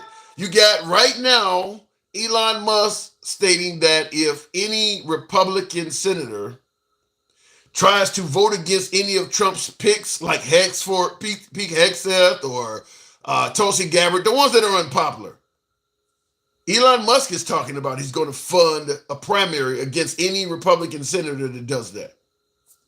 People spend their money to do shit to control politics. That's kind of how it works. Biden armed the IRS. Remember? What you telling me? The Internal Revenue Service, they weren't already armed? They already were armed. The IRS has always had police. They're not behind the laptop.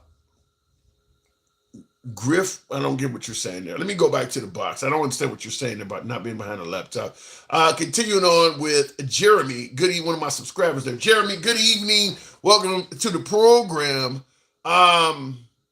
We're talking about the potential of Biden trying to... People didn't like the term troll, so let's say sabotage. Biden is doing all kinds of things that are hurting the promises of Trump. What Trump has promised to do once he's elected, Biden is doing things on the way out to make that harder. Do you think it's intentional? Jeremy, are you there? Yes, I'm here. Okay. How are you? I'm doing good. I was asking a question. It appears as if Biden is trying to make some of the promises and goals of Trump harder on the way out. Do you think that's intentional? I think it's intentional, but I don't think it's for those motivations. I think what's going on is that Biden just wants to make Trump's life just harder. It's kind of a petty thing, I think, more than anything else. Why do you think Biden... Now, Biden, the old man with dementia that doesn't know where the hell he's at, why would he be petty? Well, because I think his handlers are petty. That's what I think is going on. I think that Jill is probably running the show a little bit, and I don't think and I would say Jill because I don't think Harris is running the show. I don't think she's competent enough to run the show. I remember when the W's were all taken out of all those keyboards when I remember that. That's what the Al Gore thing. Yeah, that was during the Al Gore years. Yeah, well, I think this is kind of like that, except with policy. Well, because, I will say this. If you look at a lot of what they're doing, they're escalating a lot of stuff. Yeah, I will say this. I wouldn't disagree that the Biden administration are doing things that make the transition for Trump a little bit more difficult. But I mean, I had to ask you, I guess, to some degree, because you say, maybe his handlers are steering him in a direction of being petty. How did Trump treat him when he came in? He wasn't too happy. He wasn't, but I think that was more like, I wouldn't say petty. I would say that was more like he genuinely just didn't believe that the guy won. I kind of wonder about that. That was more like yelling. Like if we compare it to like a baseball game, something like that, that's less like getting like a little bit of revenge and I disagree with you. I disagree with you to some degree. I don't personally, based on all of the stuff that Trump has said since he has been out of, I don't believe he actually think he did win. I believe that he's sticking with it because it would make him look like shit to come out and admit, yeah, I knew I lost, but I was just saying it because I didn't want to leave. I mean, then obviously he might get blamed for January 6th a little bit stronger too, but I don't personally believe Trump thinks he won that election.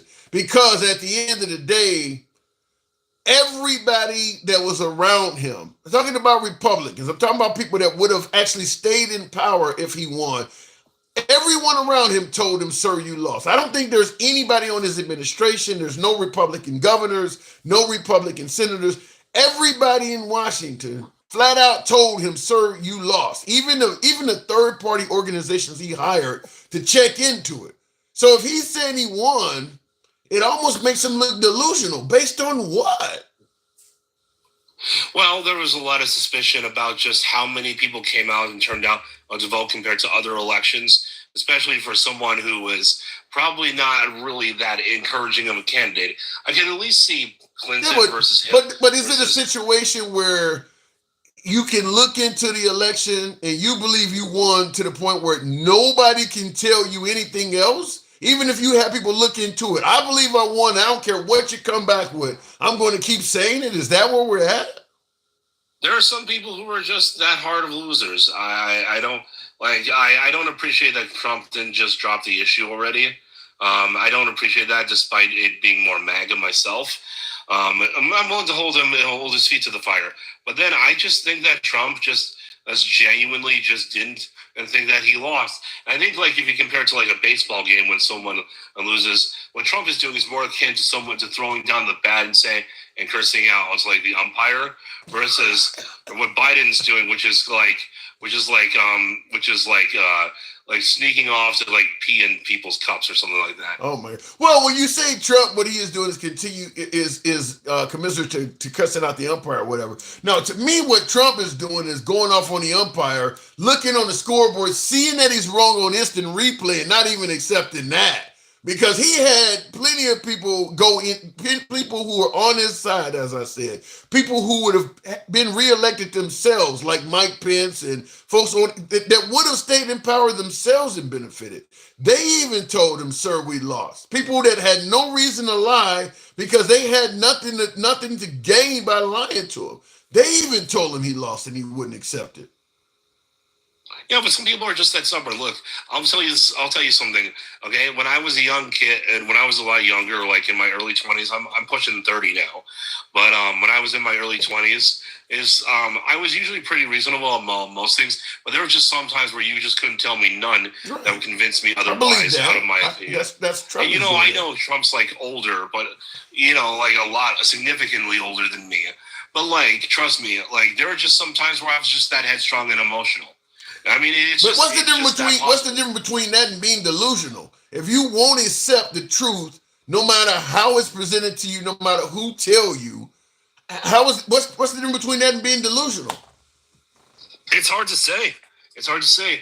Because you almost could call that a form of delusion. Yeah. You almost could call that a form of delusion. I don't know if I'd go that far. I think delusion takes on a much larger overall encompassing level of mental illness than just that. I think that you'd have to see a lot more of Trump just being delusional overall than just like one incident where he's just like, this is not how it is. How about EDS? No. How about EDS, election derangement syndrome, where you just can't stop talking about the 2020 election?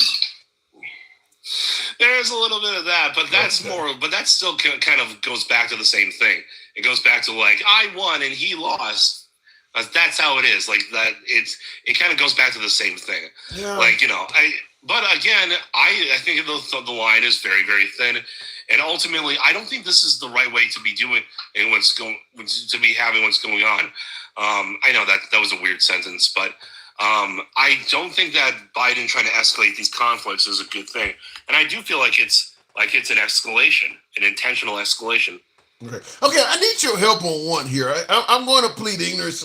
Sometimes I see comments and I got to admit, I may not be savvy enough to interpret it. I'm going to give you a comment that just came in.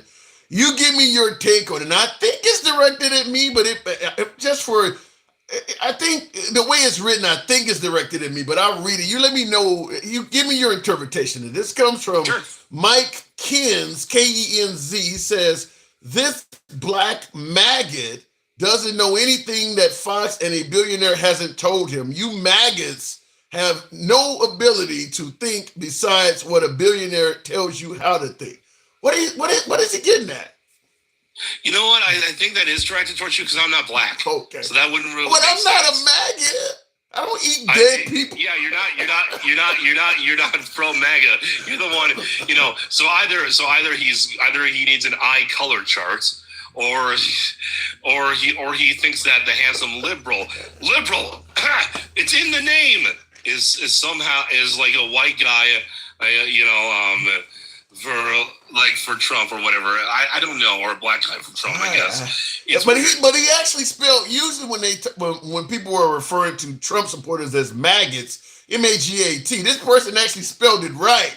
So I'm thinking of a little creature that eats rotting flesh, like what? And I'm a black maggot. Like, what is that? I didn't know. So maybe you help me out here because it took me a moment to figure it out.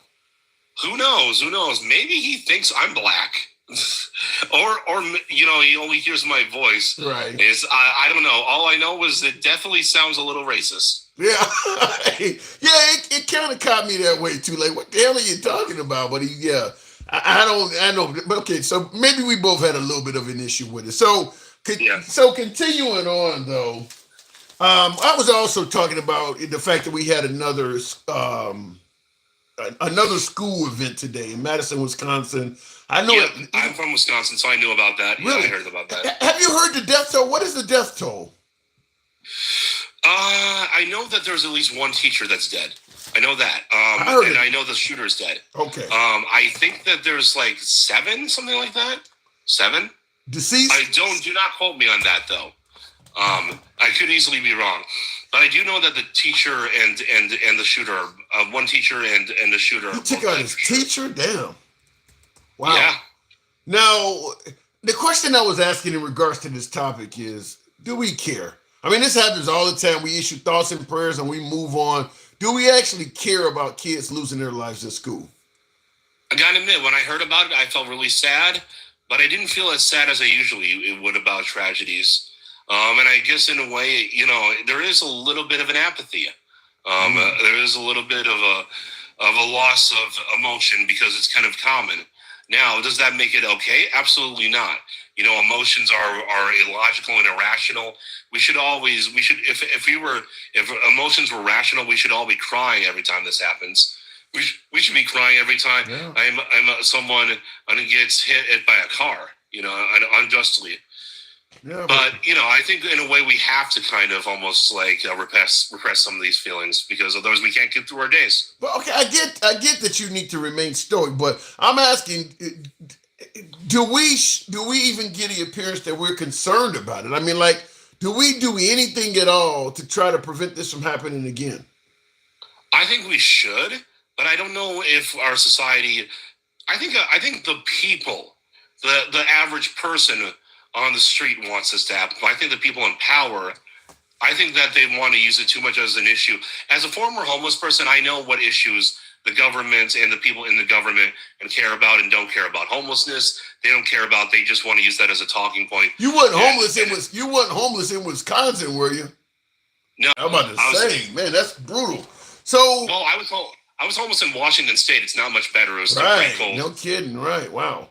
So then let me ask you, I've asked this earlier when I did the live earlier today. If you were put in a position where you were given the ability to submit to authorities or let's say to the governor or even the president, you had the ability to submit to them changes that you thought might make children not go through this in schools.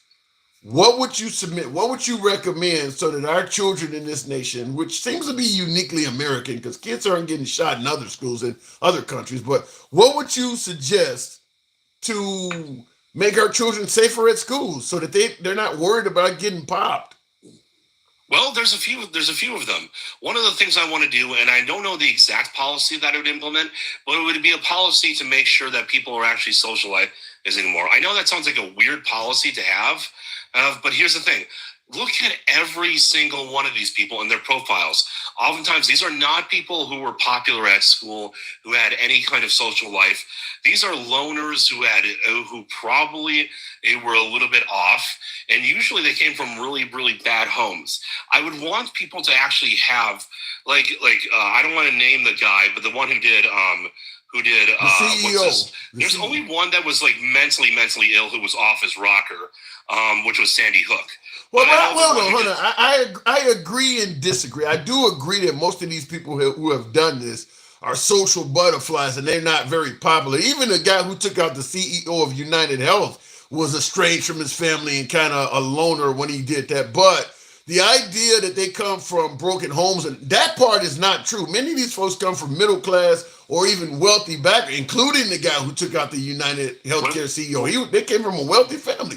They're not all coming from poor, broken homes. Not all of them, but look at the person whose parents were recently held accountable, who bought him a firearm. You remember that guy? Yeah, in Michigan, yeah. Yeah, remember how awful of a home he came from? And it wasn't just awful like financially, it was awful physically. Like, he came from an awful home and he had... Yeah, but the Ubalde guy actually saved up his own money and bought his own AR and I think 1,000 rounds and several magazines I mean, he was doing well enough to purchase his own firearms. I think most of these folks, they're middle class. I don't think most of them come from poverty. It's not just about it, when I say bad homes, I'm not just talking about financial. I mean the actual home life is bad. There are plenty of kids who come from places where I came from a good home, despite ending up homeless at one point in my life. I came from a good home, but it wasn't just financially good. My dad was a mechanical engineer. My mom was an accountant. But these were also good people who didn't mistreat me.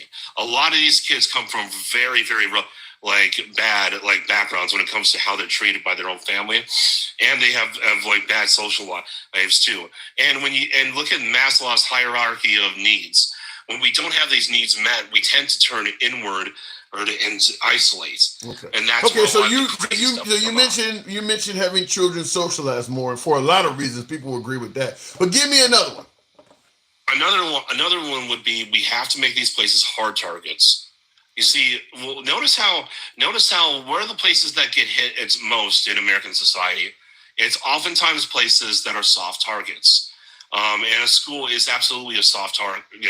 At least in my high school, we had actual police officers that had full arrest powers, was there with firearms, was there, and no one ever pulled anything, and I don't see why anyone would, because they know that they would get shot up. Jeez. But in a lot of these places, the most they have is a security guard, like a private. So what do you want? You want a school to look like a prison? I don't know if it has to look like a prison.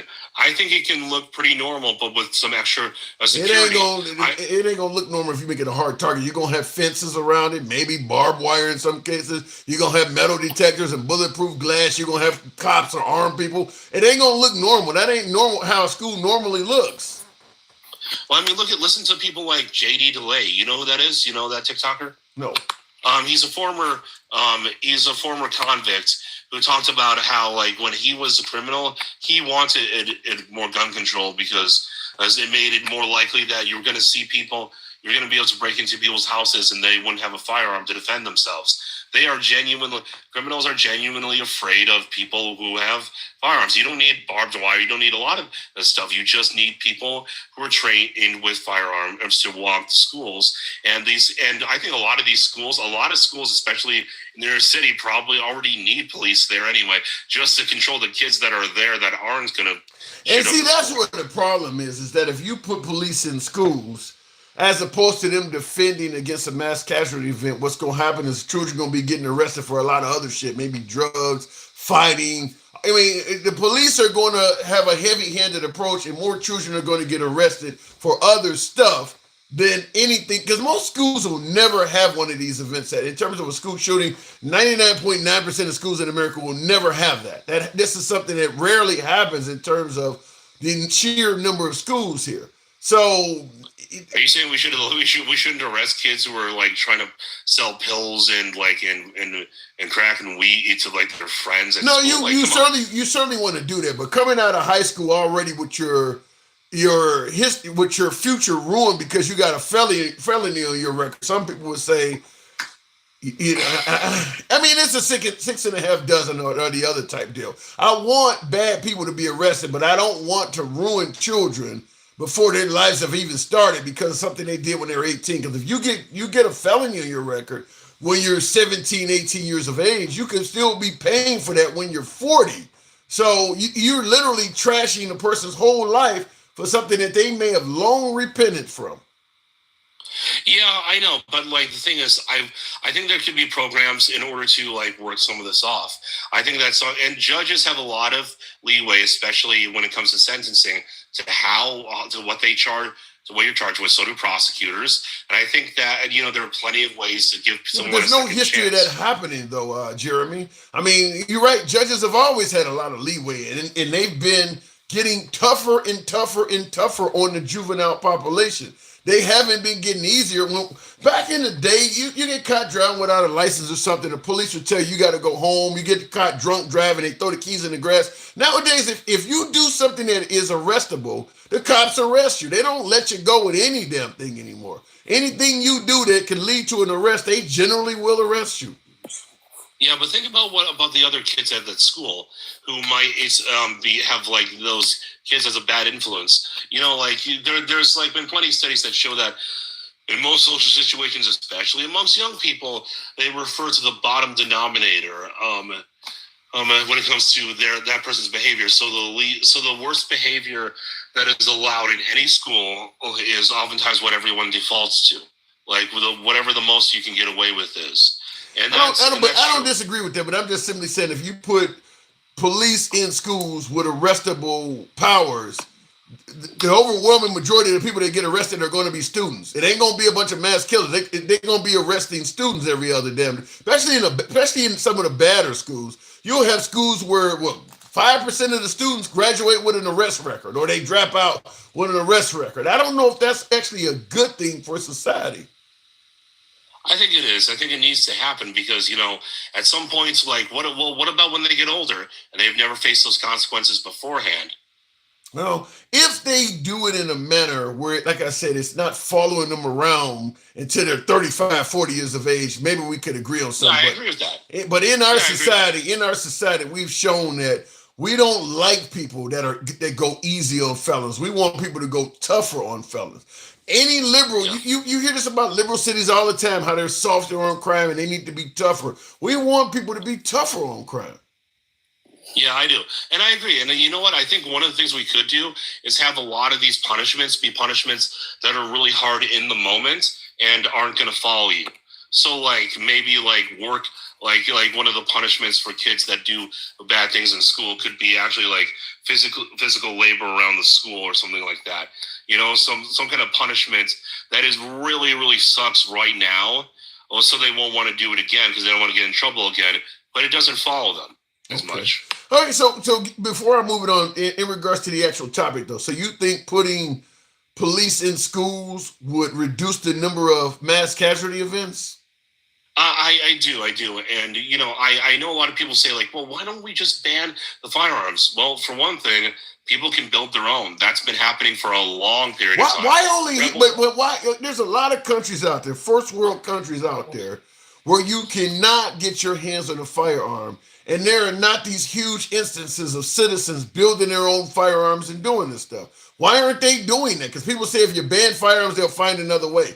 Why aren't they doing exactly that? Like, for instance, let's take the UK, for instance.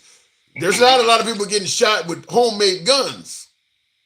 Yeah, well, there's already a huge black market. A lot of people from the UK, I actually know a few people from the UK who've actually told me, trust me, if you want to get a firearm, you can get a firearm in the UK on the black market. Like, and there isn't a whole lot of people doing the black, like building their own because it's not as necessary.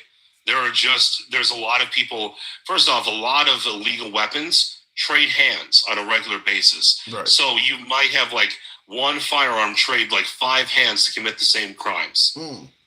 I hear what you said. I don't agree though that if firearms are difficult to obtain, some diehards will build their own firearms and things like that. But I do believe it would greatly reduce the numbers because there are a lot of criminals out there that are not interested in building their own firearm. I think the number of them would drop by a lot. Well, trust me. Just look up Assassination Nation. It's a documentary done by Vice about the Philippines. It is insane how many ghost firearms come out of there. It is absolutely insane. And gangs in LA oftentimes buy them from these overseas manufacturers because if you're a higher end gangbanger who does a lot of like more advanced crime, you want on something that's a lot cleaner, that doesn't have a record and doesn't have a paper trail. Yeah. Well, I'll just say this: with so many, 450 million they've said in this country, regular guns. I'm not talking about the printed. I'm not talking about ghost guns. There's 450 million firearms in this country that started out as legal weapons. You don't really need to go print one. There's enough of them floating around so that most criminals don't need to print one. There's always somebody's house you can break into or car you can break into and find an actual, factory-made firearm. You don't really need to print them. There's too many regular ones floating around. Well, I will give you this. point. A lot of illegal firearms that are on the market have been stolen. Now, a lot of them, a high percentage of them are stolen firearms. Yep. So yeah. But again, the whole point I'm making is that it's easy to get some of these firearms because they're cheap, because they trade hands, because they don't want to hold on to them once the cops come running around. They want to commit the crime and then get rid of them fast. Well, if firearms became harder to get, let's say by way of a ban or something where everything you get has to be on the black market and you can't just go to stores, I believe, people would still be able to get them, but the price of them would go up. I mean, because just like, think about when Obama got elected, they had the belief that he was going to take away guns and the price of the AR-15 tripled in price. Just at the thought that it was going to be harder to get firearms, the price of the AR-15 tripled in price. If you had some type of block or ban on firearms, that's the first thing that would happen is they would become expensive to purchase them, even on the black market. So yeah, the criminals could still get it, but some criminals might not be able to afford it anymore because the price is going to go up. Like, as you pointed out, right now, guns are pretty damn cheap on the black market.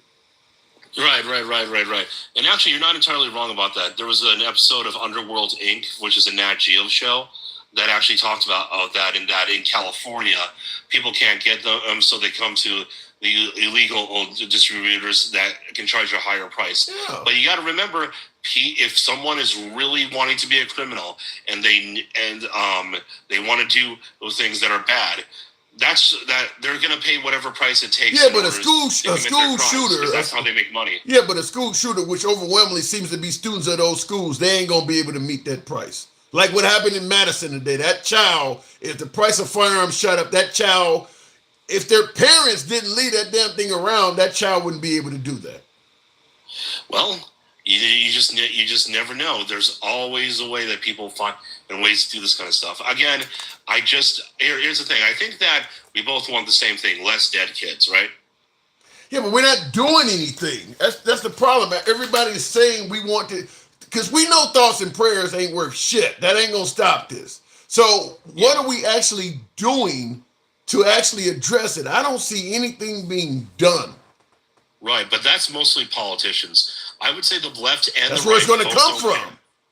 Yeah, I know. It does have to actually go through the halls of power. But here's the thing. The nice thing is, I think people like you and me, the common man, we actually would change things. I think we would argue on it too. I gotta move it on, Jeremy, but I think we'd have a problem because I think I'm looking at it from a left wing perspective. You're looking at it from a right wing perspective. So even a common man, I don't think would agree on it as much. But thanks for coming through. Thank you for having me on. Always. Looking in the comments, ghost guns is a cover-all term which can include deserialized ones. But more often than not, it's 3D printed externals and then a metal barrel and a fire. I don't, when it comes to if you ban firearms, everybody's going to have these 3D print. I don't think it would.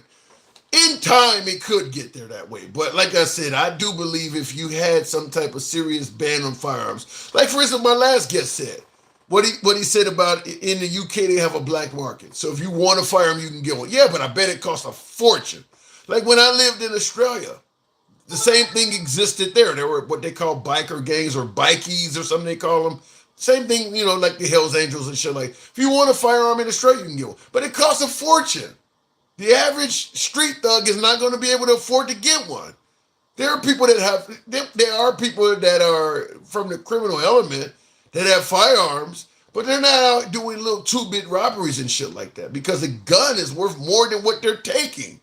In America, where you can get a firearm pretty damn easy, almost free, if you know whose house or car to break into. You got folks out here committing $5 robberies with a firearm because they're that easy to get. Real quick, looking in the comments. Hey, Korean guy, why does your entire country like the depiction of children in anime getting... Josh, what does that have to do with what we're talking about? Jeez. If you got a buddy who's good with tools, then you'd eventually end up making CNC machines illegal. Well, the problem also with printing guns is then it becomes whoever owns the printer is committing a major felony. I'm not saying that you could ever eradicate all firearms from America. I don't think you could ever do that. But several countries have shown us you can make a serious dent in firearm ownership of your population. Now, I know a lot of folks on the right clearly think that any type of limitation on guns is barking up the wrong damn tree. I get it. But I always point out on the program, the liberals believe that tougher gun laws will stop children from losing their lives. The right often say it's a mental illness problem. We see the liberals passing laws that make it tougher to own a firearm. Some would say the laws fail. I get it.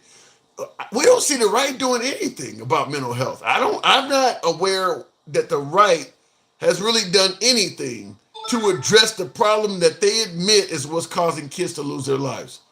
If the right believes it's mental health, you should have easier access to mental health facilities in Republican states than you do in liberal states, because they believe that is what will save children from dying.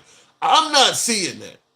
I don't believe it's any easier to get access to mental health in Texas than it would be in New York. I don't see anywhere out there that suggests that the right is really taking addressing mental health any more serious than any average liberal. I don't see where they're in favor of universal health care so that it would be covered or anything like that. So they're claiming it's mental health, but I don't see where they're doing anything about it. You look like an ancient African drawing. Thank you, Jay Easy, I guess. Frankly, that does upset me too. Nobody seems to want to allocate resources to mental health in this country. Yeah. In fact, when Obama tried to pass the Universal Care Act, the Affordable Care Act rather, which would have given people access to health care, which includes mental health care, most of the Republican states were against it. They fought against it.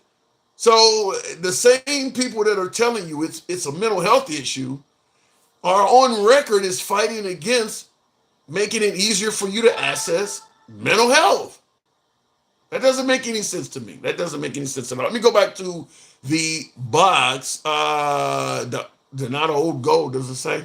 How the Bears gonna fuck around and end up with another touchdown? I'll go back to the box, but I got money the Bears lose by 7, and they're about to score a damn touchdown. Bears, you need to slow down. Let me go back to the box. Cedric. Good evening, Cedric. If it brings him up. Cedric, are you there? Can you hear me? Loud and clear, sir. Good evening. Good evening. How are you? I'm doing good. What am I getting wrong in regards to this? We've had another school shooting, essentially. And I'm asking the question, do we even seem to care about this in America? Well, I care about it, but I don't know if everybody else does. What about our government? I don't think they care about it as much as they try to make it seem like they do.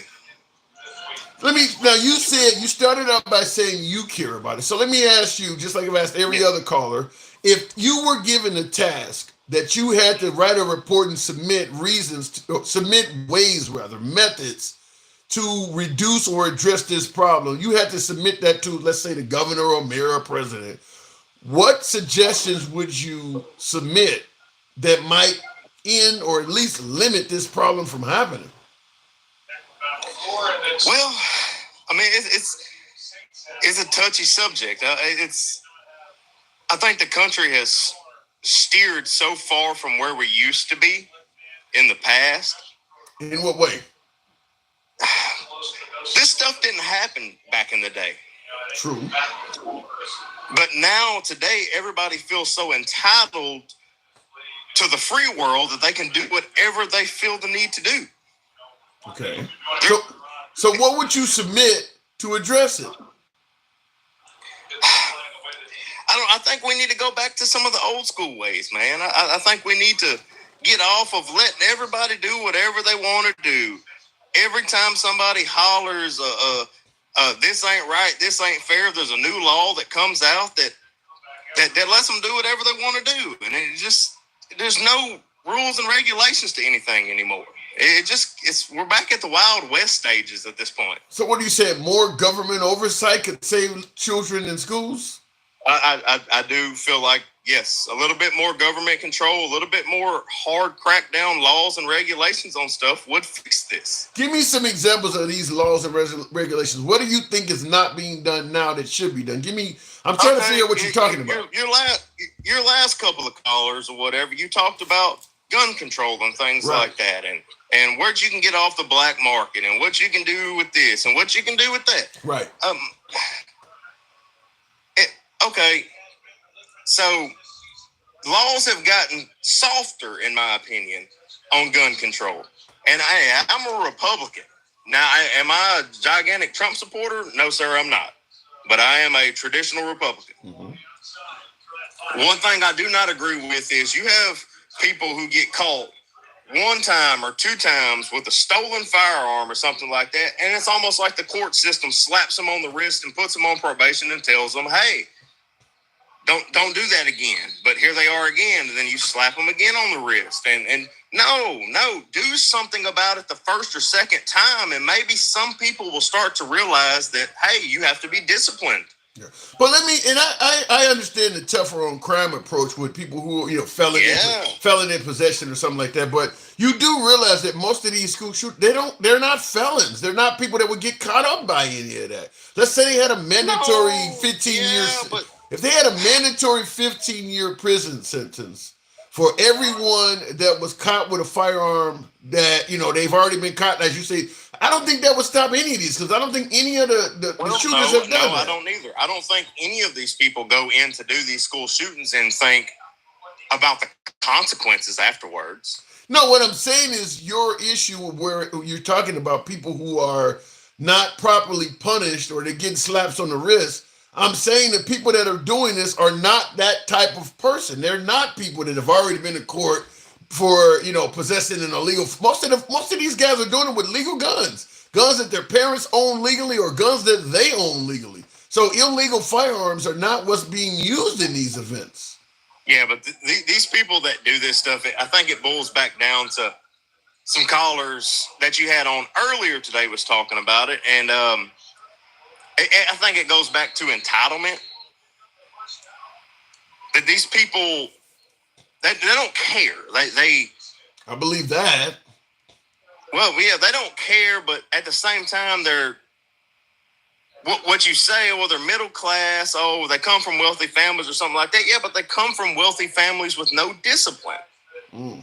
They are the kind of people that put their kids in a corner for timeout instead of bringing the belt off.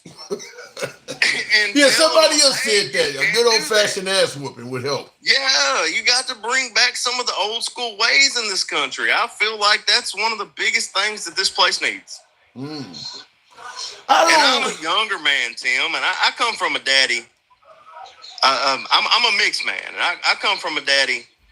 I got in trouble in school one time, and he told me to go stand in the corner, and he was off in the shop one night building a paddle and drilling holes in it. So he could come up there and tell me about what I done. And I told him I was going to call 911, Tim. He went downstairs, got the house phone, had 911 dialed, and told me to hit the green button when I was ready and whooped my ass. Yeah, that's kind of what my dad would have done too, but yeah. I don't know. So you don't see where, because you mentioned in the beginning of the conversation, it's actually the gun laws have become softer. So it's actually become increasingly easier in America to get firearms. You don't think that's had anything to do with it at all? It has. And as a Republican, I'm a gigantic firearm owner. I have a gun safe full of them. But there's certain rules and regulations, and somebody pointed it out earlier today that I think would not be a bad idea. If a private seller sells a gun that's in his name or something like that, I think there should be a track through the government of within so many hours or within that day that, hey, I sold that firearm and there's a new owner out here. Mm. Instead of just passing guns all over the place, left and right. The government does keep track of who firearm owners are when you buy them legally. But once it's already bought from the pawn shop or the gun store after that, you can do whatever you want with them after that. Yeah. There's no they don't keep track of them after. So that. you can purchase a gun yourself legally, but once you get rid of it, they have no clue who you got rid of it to. Nope. Yeah. I can sell a firearm in my name to somebody else today, and it'll still be in my name, but it's not in my possession. That's the gun show loophole that people have talked about, and there is. And a lot of folks on the right say the gun show loophole does not exist. And yes, it does. Yeah. And I am a Republican. There are gun shows every other weekend. I'm from Arkansas. I live in Arkansas. I reside in Arkansas. There are gun shows every other weekend around here, and you can walk into a gun show and buy a firearm without any questions asked. No, unless they're private sellers. No background checks or anything. No background checks. Wow. Yes, sir. That is correct. I've literally had callers come on here. Obviously, folks who lean right, that are big 2A folks who swear up and down that loophole does not exist that you're talking about. There's no way.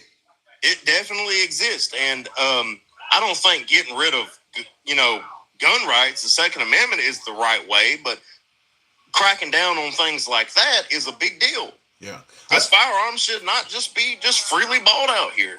Yeah. I think John McCain, before he passed away, was talking about the gun show loophole was real. He was another one that was totally against it. But like I said, a lot of people on the right, I got folks in the comments right now while you're talking that are saying what you're saying is not true. Tyson, I have personally been to gun shows. It is 110% true. Now these folks live. Look, I'm Republican, but I'm not as far MAGA right as some of these people are, and some of them live in a world that don't even exist. Now he says you have to do a 44. You can go. Hold on. What is a 4473? I have no clue. He says you have to do a 4473 to sell a gun. I've never. No, you do not.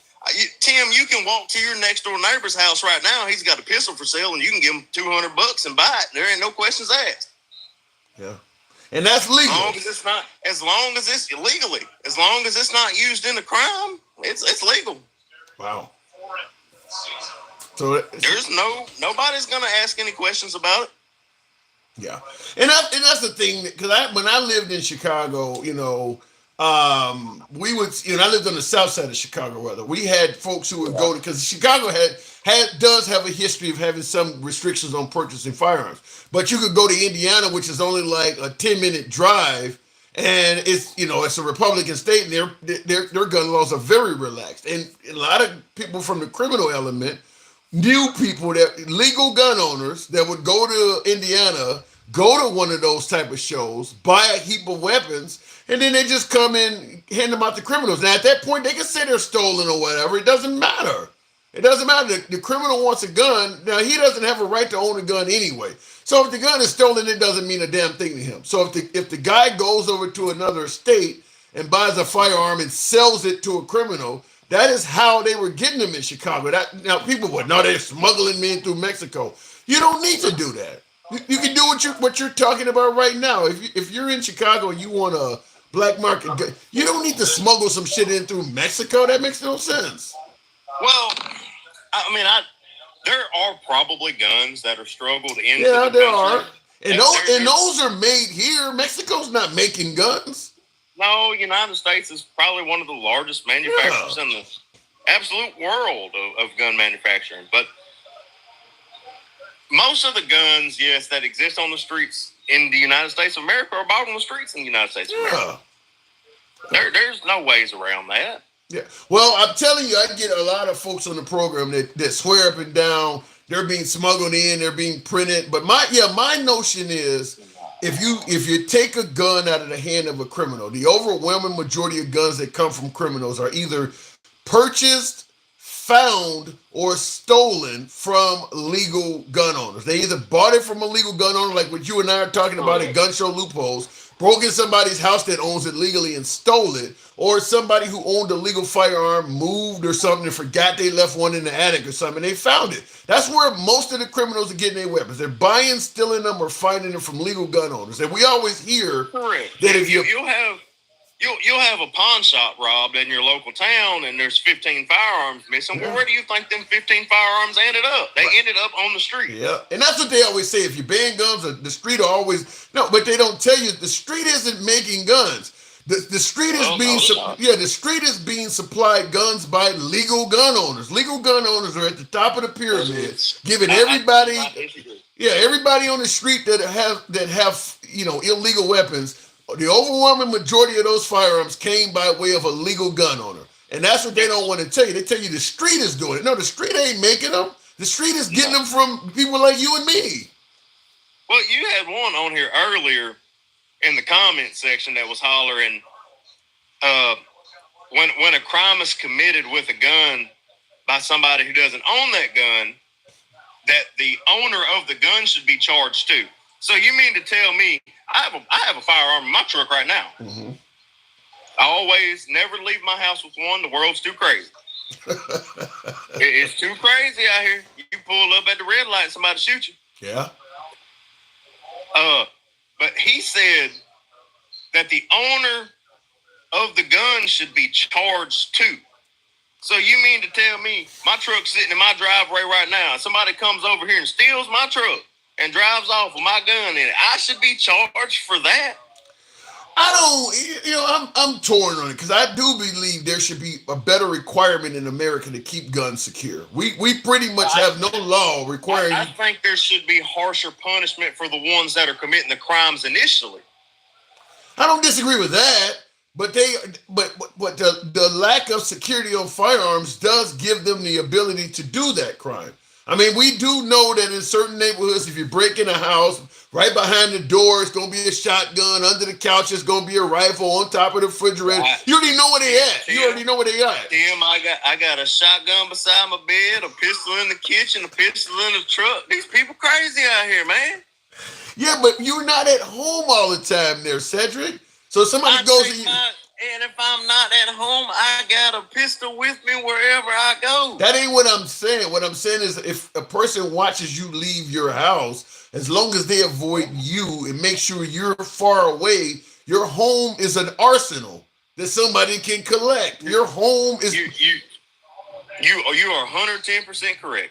But sometimes you read up on some of these little, local town cases or whatever where somebody was breaking and entering and stole a firearm and they get put on probation and sent back out in the road like they'll do it again. I'm okay. Be harsher on the punishments initially, and some of this stuff will start to wind down. I want to agree with you, but I would quote the war on drugs as an example of being harsher on punishments, and it didn't stop a damn thing.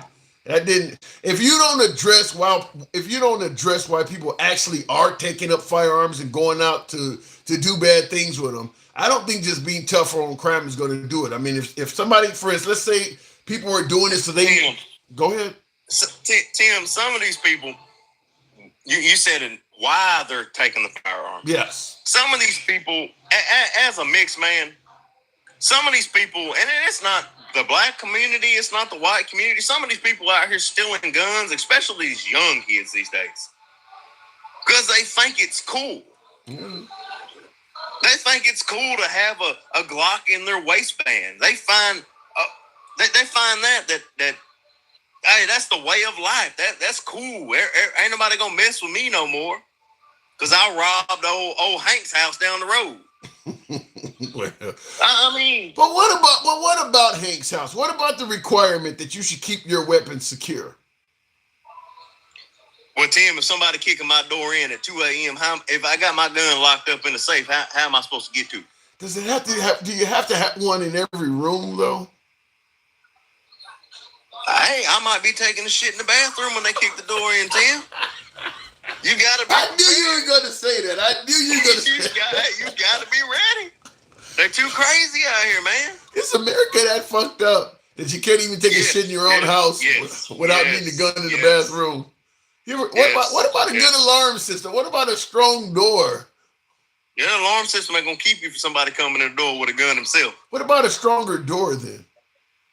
That stronger door costs money. I mean, I haven't seen somebody, that sounds like something off Lethal Weapon where Danny Glover's sitting on the toilet and it's about to explode. I mean, like, you don't even feel comfortable taking a shit in your own house unless you're armed, huh? Well, do I feel comfortable taking shit in my house? Yeah, Tim. But if I keep on reading stories on the internet about how Hank got killed down the road, sitting on the toilet, then no, I don't feel comfortable no more. They too crazy out here, man. Man, I hear about a lot of wild shit. I don't hear about too many people getting shot on the toilet taking that Hey, they just ain't on the news. It happened. Yeah, I bet it happened somewhere. Oh my God. All right, man, I gotta move it on. But I bet you're probably correct. I'm sure there probably are some people that have been shot right there on the Crabber, but damn. Oh yeah. It happens out here, man. This is crazy world we live in. But you do see, but even for somebody on the right who clearly favors the Second Amendment, you do seem to have a little bit of play there. I have some leniency in it. There should be some. I have no problem with being stricter on the stuff, but some of these people out here holler, well, the AR-15 is unnecessary. Everything else, Tim, I can do more damage with my handgun than I can do with an AR-15. Everybody likes to holler AR-15 is an assault rifle. I'm a hunter. Yeah, but everybody might not have your proficiency though. If you don't have a lot of proficiency with a weapon, an AR is probably going to be more. Yes, but I feel like some people are extremely uneducated about weaponry. I don't disagree with that. An AR-15, everybody hollers also is a large size assault rifle. Tim, an AR-15 is one of the smallest hunt rifle rounds that you can buy. Yeah, but it zips out of there pretty damn fast, and it does a lot more trauma than a lot of pistols. So does a handgun, Tim. So does a handgun.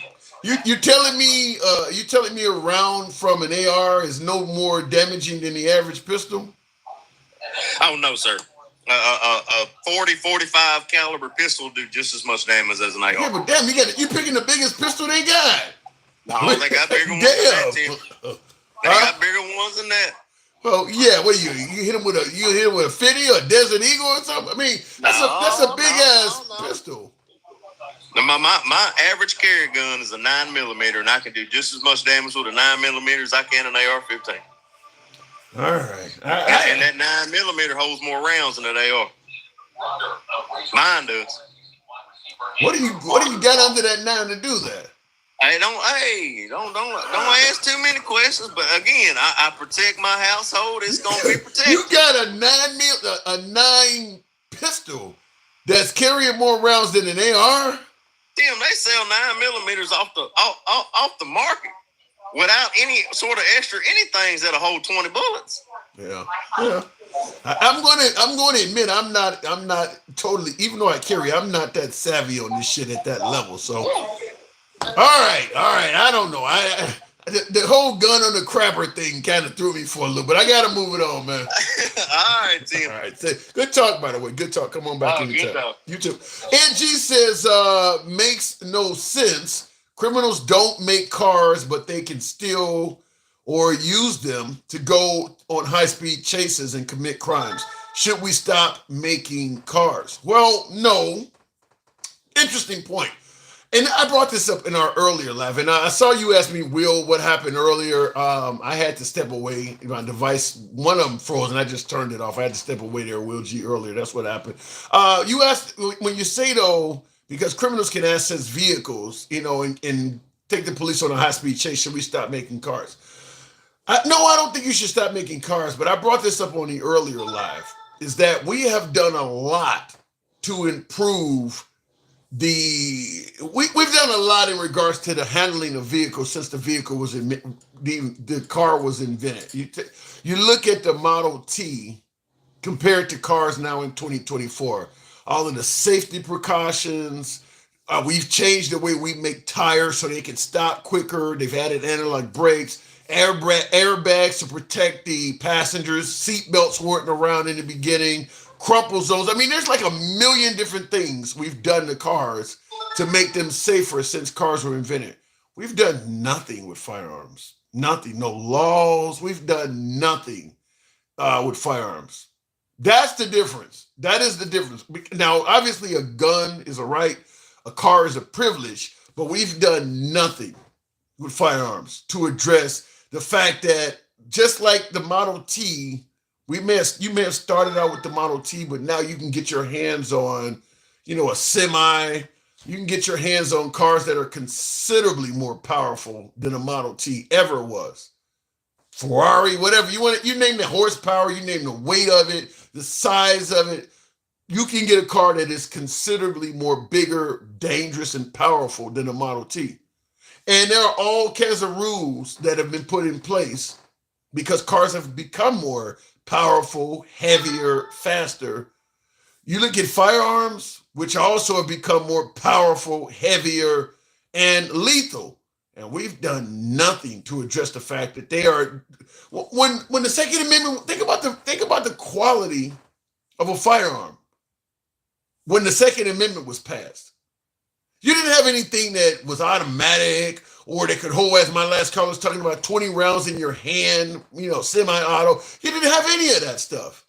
Yet the laws that are for the Second Amendment are pretty much the same as they were back then. They've done nothing to address the fact that these things are not the same as they were back then. Whereas with cars, since Ed G pointed out about a thief could steal cars got all kinds of security devices on them, even to prevent the person from stealing it.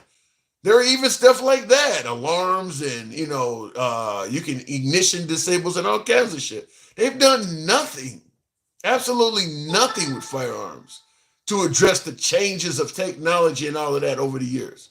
So I think it's a little bit different than that. Looking in the comments, though, manufacturers are researching biometric safety devices for weapons. I got safety. The devices I'm talking to you on right now, they all require my fingerprint to turn them on. All of them do. Your phone can also be used. You can have a face scanner. I used to drive for Uber and Lyft. To activate that app, you got to stare in your phone and it recognizes your face. We've long since, at least about a decade, we've had the technology to make a firearm not work in terms of bio. They could have made that. My guess is the NRA people wouldn't favor that. They could have firearms like that out there where you need some type of, how long does it take when you grab the pistol if you need to use it in a defensive use? How long would it take the pistol to recognize the hand that's holding it? Probably wouldn't take that long. Obviously, if you got a glove on or something like that, that may prohibit it, but they already have stuff like that. My vehicle, and I'm assuming a lot of other folks have vehicles like this, where I don't have to stick the key in the door anymore. As long as it's in my pocket, I can push the door handle and the vehicle knows the key is there and it lets me into my car. You telling me they can't do this kind of stuff for a firearm? This stuff is already there. Okay, so whatever allows me to get in my car, let's say you got a ring on or a necklace on or something that has the same technology that is in my key fob that knows if that device is close enough to that firearm, the firearm can be allowed to work. That way, the owner of the firearm has to wear a ring or a necklace or a bracelet or whatever the case may be. And it lets the firearm knows as long as I am within a few feet of this device, I can shoot if the trigger is pulled. If this bracelet or ring or something like that is not around, you can pull the trigger out there and the weapon won't work. They actually could make that if they wanted to. That technology is there. That technology already exists. I don't think the NRA would want that though. And that's what Anthony just said. They abandoned it because of the 2A backlash. Yeah, I believe that. They wouldn't want that because that is infringement somewhat. Keyless entry, that's what it's called there, Will G. Exactly. That is keyless entry. Yeah, you could have that for a firearm. As long as you have whatever you need. Like I said, I don't care if it's a damn toe ring. Because whatever's in your key fob, it's not that big. Whatever it is, that car can recognize as long as that key fob is on you somewhere, it's close enough to the door that when you touch the door, this person can open it. That same technology could exist on a firearm. Rural areas actually have some of the highest gun violence per capita and they are all blue counties.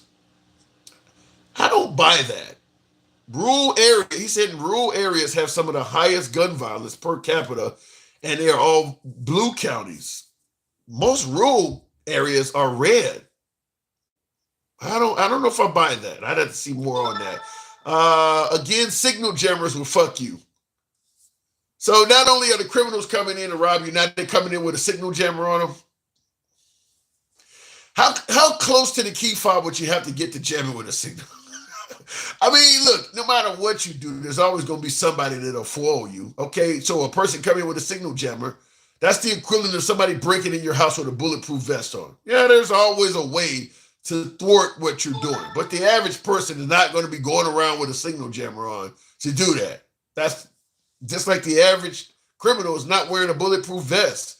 It actually ain't. I mean, how much does it cost to get body armor? It's not that expensive, but yet most criminals are not wearing it when they're committing crimes. So I don't think they would have signal jammers either. Joey is just saying the same thing over and over again. Who is Joey? I didn't see that. Yeah, I see the rural area. The rural area thing, I don't believe that. And if they are red, they just flipped red. They are blue for 20 years. And that doesn't make any sense to me. I don't buy that. I don't buy that. And by the way, I don't know if the politics, because liberals are doing little to nothing to make it harder to purchase. Liberals have been losing that battle. So it doesn't matter if they a blue county or not. Even in the blue areas, gun ownership is becoming easier and easier. So it's not like the liberals are passing all these tough gun laws all over America. There is very, very few places in this country that it is hard to buy a firearm for self-defense. I don't care how blue the area is. Throughout most of America, out of the thousands of cities and villages that exist in this country, probably over 99% of them, as long as you don't have a criminal history or some significant documented cases of mental illness, you can get a gun. Doesn't matter what color the administration is in your city, county, village, or town, blue or red. The overwhelming majority of locations in this country, you can get a firearm for self-defense. So the blue and red thing doesn't make any sense. You can get them any damn where now. So if you go by county, blue is way worse. Blue is always going to be way worse because there's more people in blue areas. If you want to talk about how much blue areas are going to have more crime in them, always more than red areas, because most red areas, the populations are significantly smaller. I mean, that's just the way it is. I mean, the top 50 cities, the overwhelming, I think out of the top 50 cities, 30-something of them are Democrat. 9 are Republican. The rest of them are independent or something like that. I mean, most of America is blue. Most of America, in terms of the county where the people live, is blue. We don't go by the popular vote. We go by the electoral college. But if you just go by sheer number of people, most of America is blue. It just is. Nobody here knows what per capita is. Really? Is that right, Adam? Yeah, I hope not. Durham, North Carolina, the convicted felon charged with firearms, DA dismisses as long, no violent crime. Don't know what you mean there. Will says, what say you about those drones? I think Trump and Elon are behind it, but trying to make it, I don't think Trump and Elon Musk are behind the drones we're seeing. Trump's talking about shooting them down. You know, this is one of those areas where I don't think the government knows. I mean, some might suggest that maybe it's a high classified event where they're testing shit and they don't want to tell the people. I don't think the government knows.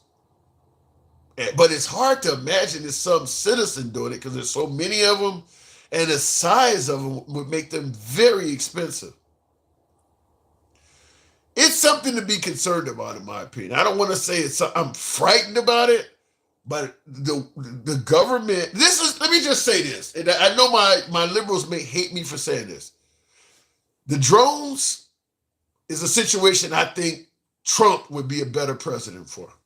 I would rather have Trump in office where you got strange shit flying in there than Biden. simply because Trump gets on television and talks to the American people and Biden ain't saying shit of any significance. You're getting statements being released by third parties. Trump will be on TV talking about that shit. That's what's hurting us, is that Americans are in the dark and they don't feel like the government's talking to us enough. Trump would be doing that. I would rather have Trump in office under a situation like that. Tell me something. I mean, Trump case, some of it may not be true, but holla at your boy. Tell me something. These things are flying over my crib every night. You ain't saying nothing? You even got cops calling it. Like, say something. Biden ain't doing that. So I'm going to say flat out, in a case like that, I think Trump would be a better president for that.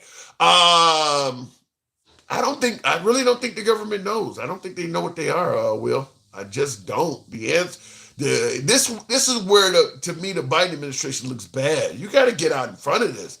A lot of Americans are scared. People shooting at them damn things because you ain't giving them nothing to work with. They know it's something that's frightening.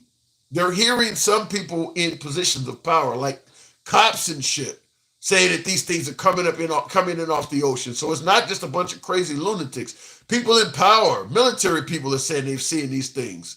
Police helicopters. And you're in the Biden administration, the statements they're releasing, they're just not statements of confidence. You're not making anybody feel better. Nothing's coming out of the Biden administration. Trump, on the other hand, I just appointed somebody, and we're going to be driving around. If we see one of these damn things, we're going to shoot it down. We're going to try our best to shoot it down. I mean, that's what he would say. I do believe Trump's statements on this would be more reassuring.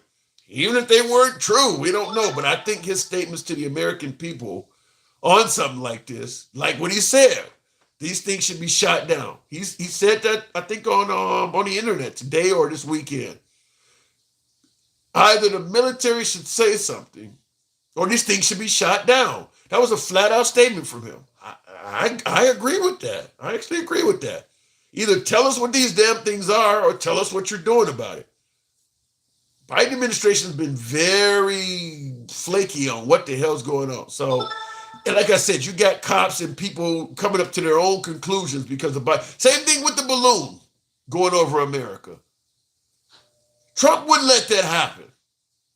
That ain't gonna happen under Trump. I hate to sound like MAGA, but these are areas where Biden looked weak. You got a balloon sailing all the way across the country, and Biden doesn't decide to shoot it down until it's all the way over the East Coast. When you don't spot at this thing entering the country on the west side of the country. So it sailed all the way over the United States, collecting who knows how much data and transmitting it back. Then you decide to shoot it down when it's over the Carolinas. That ain't happening under Trump. So now TU says it did happen under Trump. There were balloons that were apparently sighted under Trump. But once the American public knows about it, that's a big difference. If the American people know about it, you got to shoot it down. Luis Perez says, who gives a fuck? Frightened American citizens, perhaps? Citizens in their backyard shooting at the damn sky? Some of them folks, I posted a video on my TikTok the other day. Somebody in their backyard firing up rounds with tracers. Trying to actually shoot the damn thing down. Trying to shoot it down. So, yeah, it happens. Arsha, good evening. Welcome to the program. What do you mean? Who gives a fuck? People don't know what it is. You want that over your backyard? Oh, Anthony. Yes, sir. You jamming your ass over there. What's up, man? I don't know what happened then. The music just started playing soon as Oh, I said okay. All right. So what do you think? Am I getting wrong on this? I do believe that under this situation where we got unknown aircraft flying over this country at very low altitudes, by the way, I think Trump would be a better commander-in-chief to handle that shit. I mean, on part of it, it's like they're saying they're flying over military installations. Dude, you're not going to fly a drone over a military installation and the military not do nothing about it. I think Trump would clear that up then. I don't think Trump would let everybody be spooked. If our military is doing this and they're doing it in a confidential manner, I think Trump would either slip and let out what's going on, or I just think his statement would be more reassuring than what we're getting from Biden. Now, yeah, he probably would slip and let it out, but I mean, you got to think about it. Back when they were doing when they first started doing the stealth fighter and the stealth bomber stuff like that, they were doing night flights to keep it under wraps. You rarely ever seen that thing come out the hangar during the day. Yeah, but when you got stuff flying over people's cribs at night, they're in the backyard and this thing is flying so damn low, they feel like they could throw a rock up and hit it. You got to tell people what's going on. Yeah, the F-22, F-35 at 25, 30,000, 50,000 feet is a big difference than something flying over somebody's garage. Yeah, but they were doing, I mean, they already said that some of those are personal drones. I've heard a couple of reports that the size of a car. They were personal. Some of them are.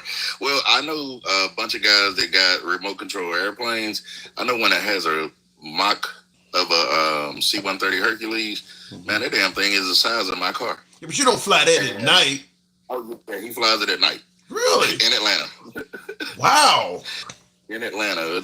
Matter of fact, Tyler Perry has a few up there that he flies that they've gotten onto him for flying late at night. Yeah, but you in people's neighborhoods over their cribs like that? Oh yeah. I mean, most of the little landing areas are in neighborhoods. A lot of these people that fly these things are in nice neighborhoods that they just want to have a little fun. So they get out there. They got the cameras on them so they can see where they're flying and everything. They got the maps and everything on the display and everything. So, but I mean, that's with that. But I want to get on this gun safety thing with the school unloading and all that. Let me hear it. Man, dude, I'm working to become a certified gunsmith. Man, I've been reading laws and stuff on these guns and stuff. These pew-pews. Let me. But before you go into that, on the screen, because I am somebody who used to fly aircraft at night, and I've had the police contact me.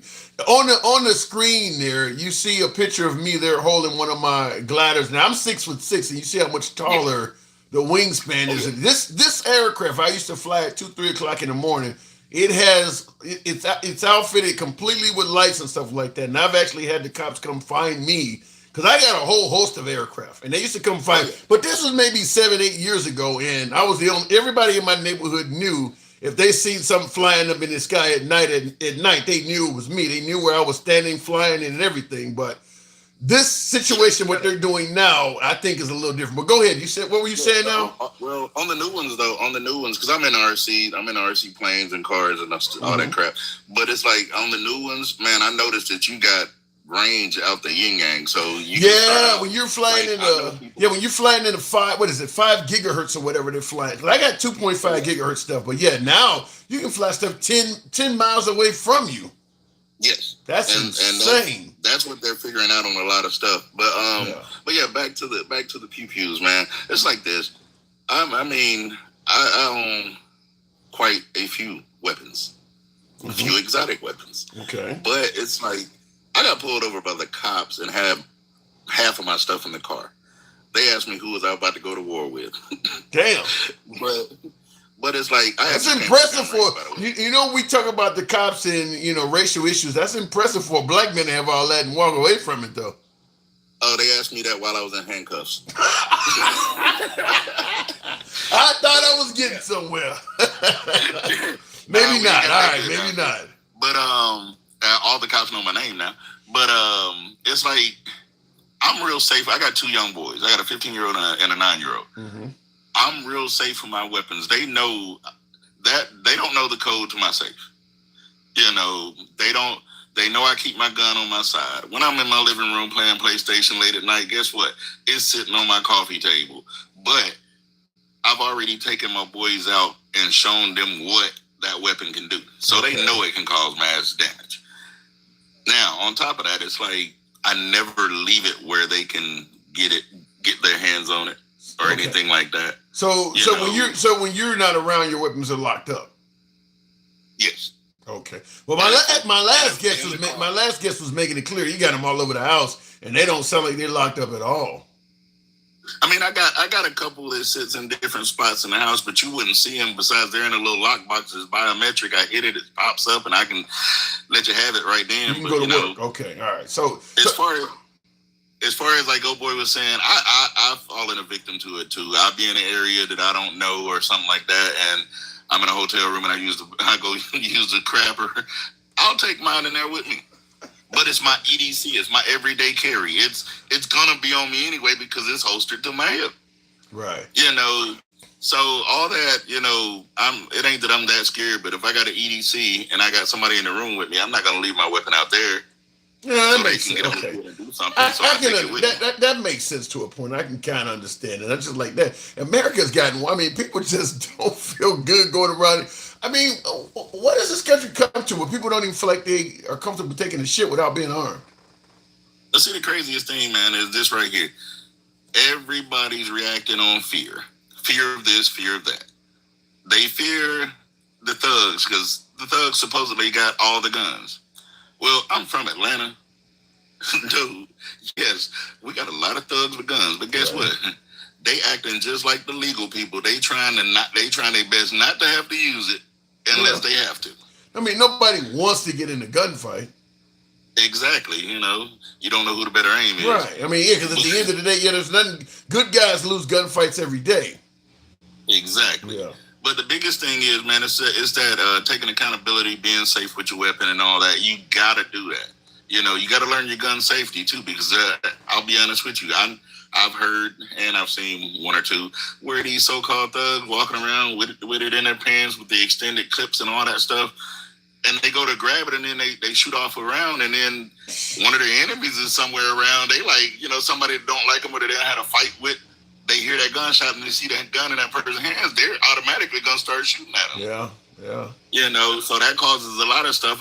There's quite a few things that happen in the gangster community off accident. Yeah. But the biggest thing is, it's like, with these weapons, man, people go buy them. They want to have them, but they don't want to take responsibility what happens to them. I sold one of my ARs. You do not have to do any documentation or anything to sell your weapon personal in a private selling, which is kind of like the gun shows. So yet another 2A person that's admitting the gun show loophole is real. Yeah, it's definitely real. And the funniest thing about it is the person I was selling it to got mad because I told him I wanted to do a bill of sale notarized and signed.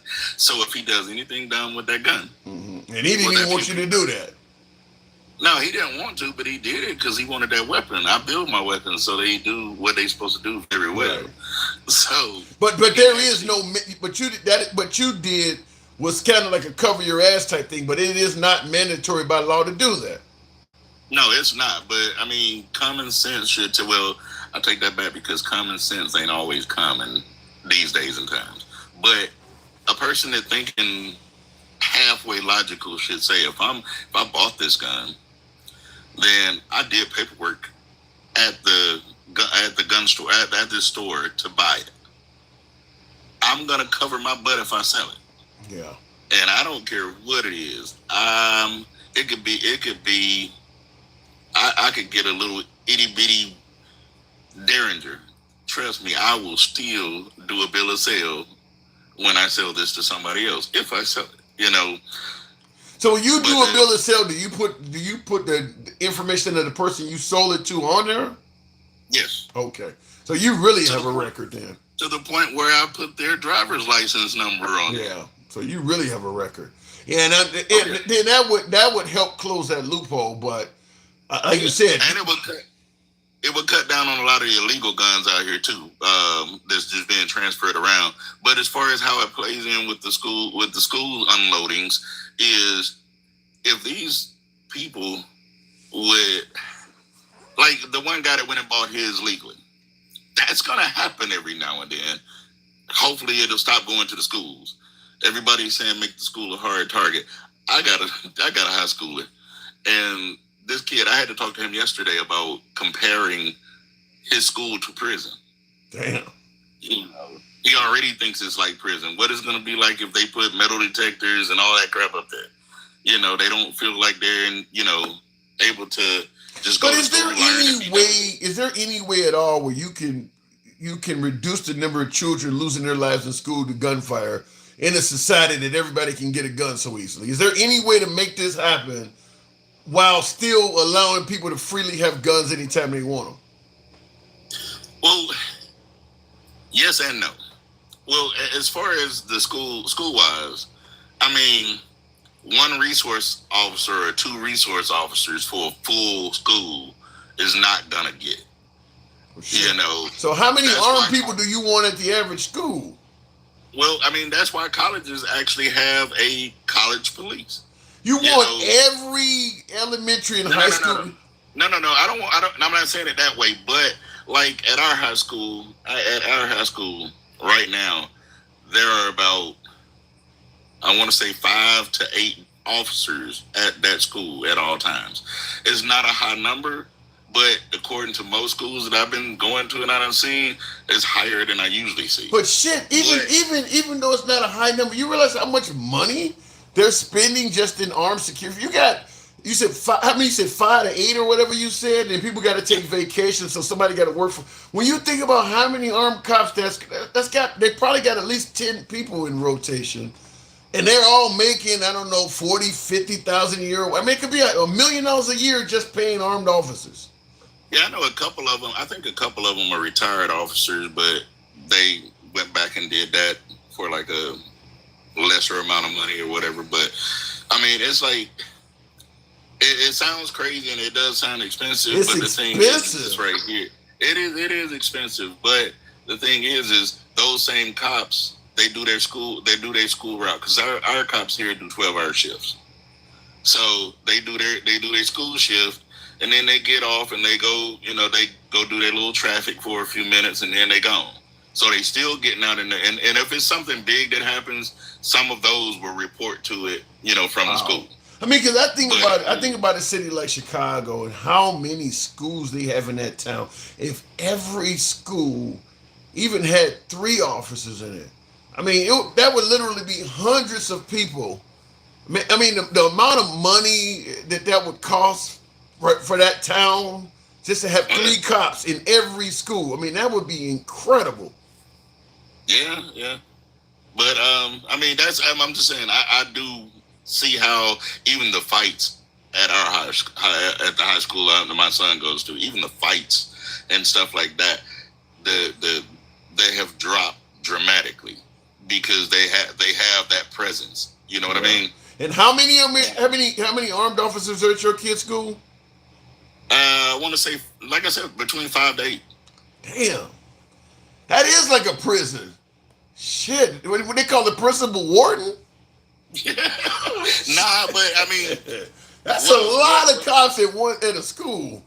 But the funniest part is and I'll be honest with you, I've been over there during the school hours. You have to. They're kind of strategic about where they are. So you're not seeing them like every moment you turn around, you're not seeing cops. You know what I mean? Right. I mean, when you think about the size of the average high school, though, 5 to 8 people is not a lot of human beings. I mean, the school is huge. When the bell ring and all of the crowd, when the bell ring and everybody going from classes, I mean, the hallway's loaded with people. 5 to 8 people is actually not a lot of them.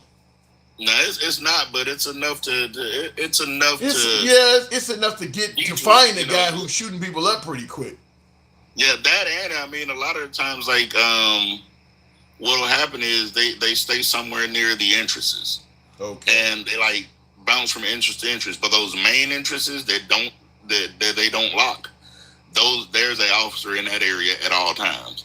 But the rest of them pretty much just go check to make sure all the rest of them are locked and, coordinate with each other about if something is unlocked, they'll go look in that area, make sure everything's straight, stuff like that. Right. But my guess is what I said earlier, though. Even if we did some of these security measures for schools to make students safer, I think they would because there are so many places you can get kids, field trips, recess. When the parents are coming to picking them up in front of the school, there's gonna be kids all over the place walking to parents' cars or walking home. They would just do it on the outside of the school. I mean, a lot of schools they're in residential neighborhoods. So the neighbors are at work. You just walk on the side of their house and hide in the bushes with your AR. And when people come out of the school, you light up the front door. I mean, there's so many ways to do it. Even if you make the school a fortress, they gotta come out.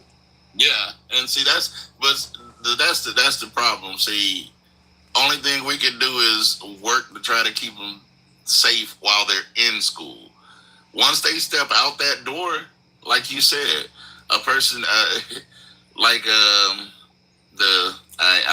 not getting into that. But we know where you're going. In other words, people can lose their lives in places other than just in the school. Yeah, I mean, you can walk out of school and something like you said, you can walk out of school. Somebody could be 130 yards away and just have fun. Mentally, yeah, because it's gonna be children everywhere. You know, the minute that bell ring, there's gonna be October 7th in Israel. I mean, it's gonna be kids walking around everywhere. I mean, so the thing is though, like, man, if a lot of people did the training, and if you added training, mandatory training, and you added, responsibilities. Like, I'm sorry, I own weapons.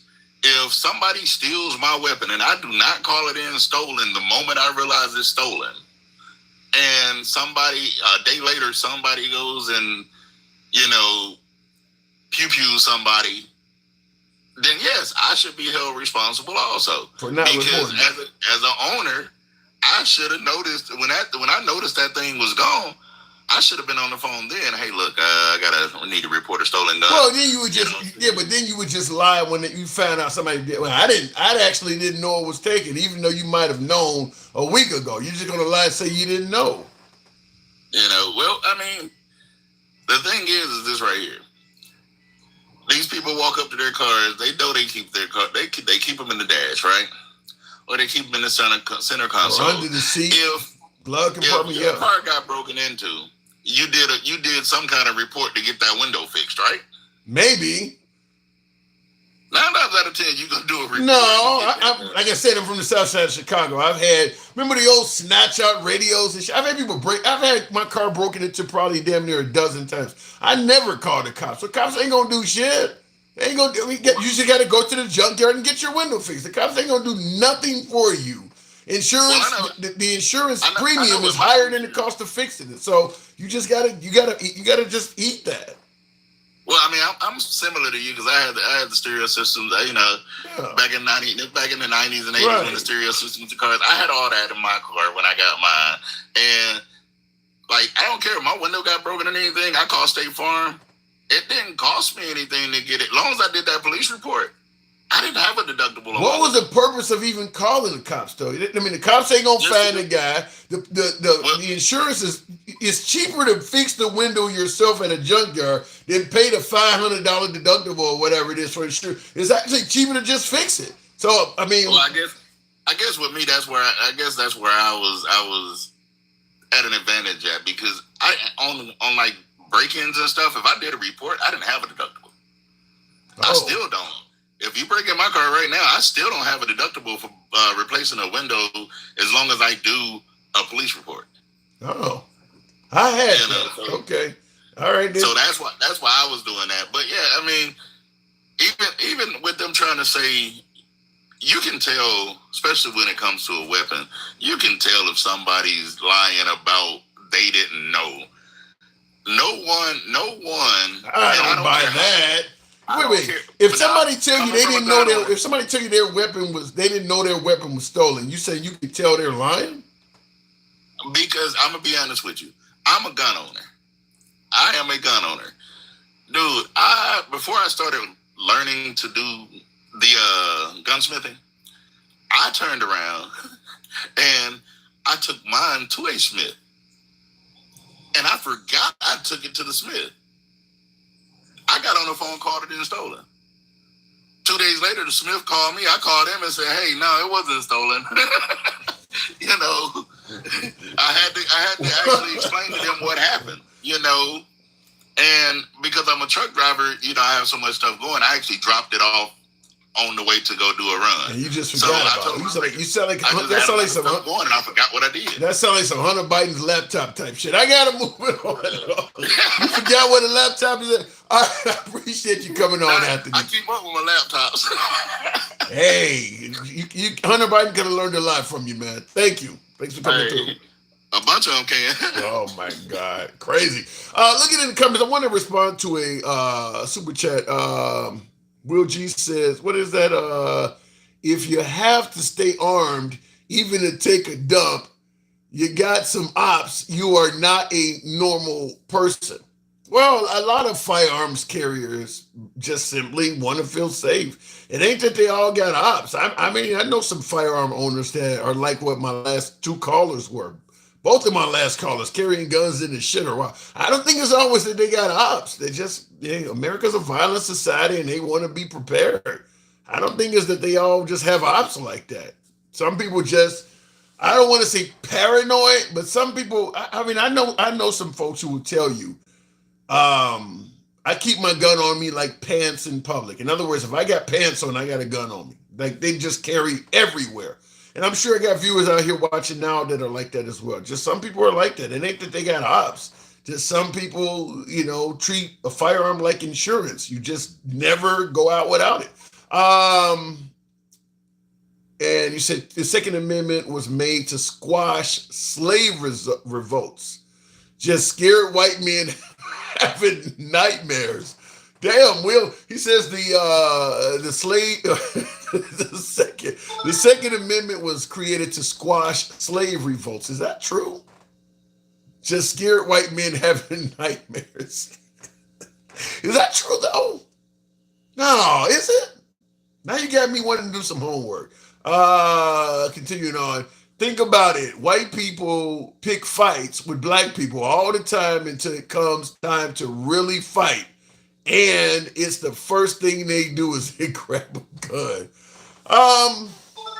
Now that does happen sometimes, but I don't know if that's a white black thing. I mean, because there's plenty of black people that get in fights. Kids nowadays, yeah, they don't know how to duke it out. They just grab a gun. I don't know if that's a white black thing, but we can talk about George Zimmerman, and I say that all the time. George Zimmerman, Kyle Rittenhouse, Daniel Perry, not the guy in New York, Daniel Perry, another white guy that killed some Black Lives Matter protesters down in Austin, Texas, and he was pardoned by Texas Governor Greg Abbott in another very controversial case. But yeah, those are all white guys, in my opinion. Rittenhouse, George Zimmerman, and Daniel Perry. They are white guys, in my opinion, that only acted the way they acted because they had a gun on. I do believe there are people like that. They get a gun, and they feel like it's a sense of power, and they deliberately put themselves in dangerous situations. I mean, not Kyle Rittenhouse, but George Zimmerman chasing Trayvon Martin off into the night like that.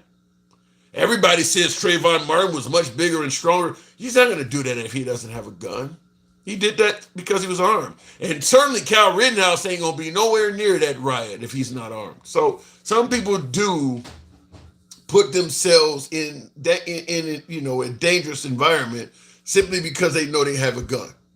And in my opinion, if you are armed, if you're armed and you deliberately put yourself in a dangerous situation, I don't think you should be able to use a stand your ground defense, because this event would not have happened if you weren't armed. You deliberately put yourself in harm's way so that you could possibly shoot someone.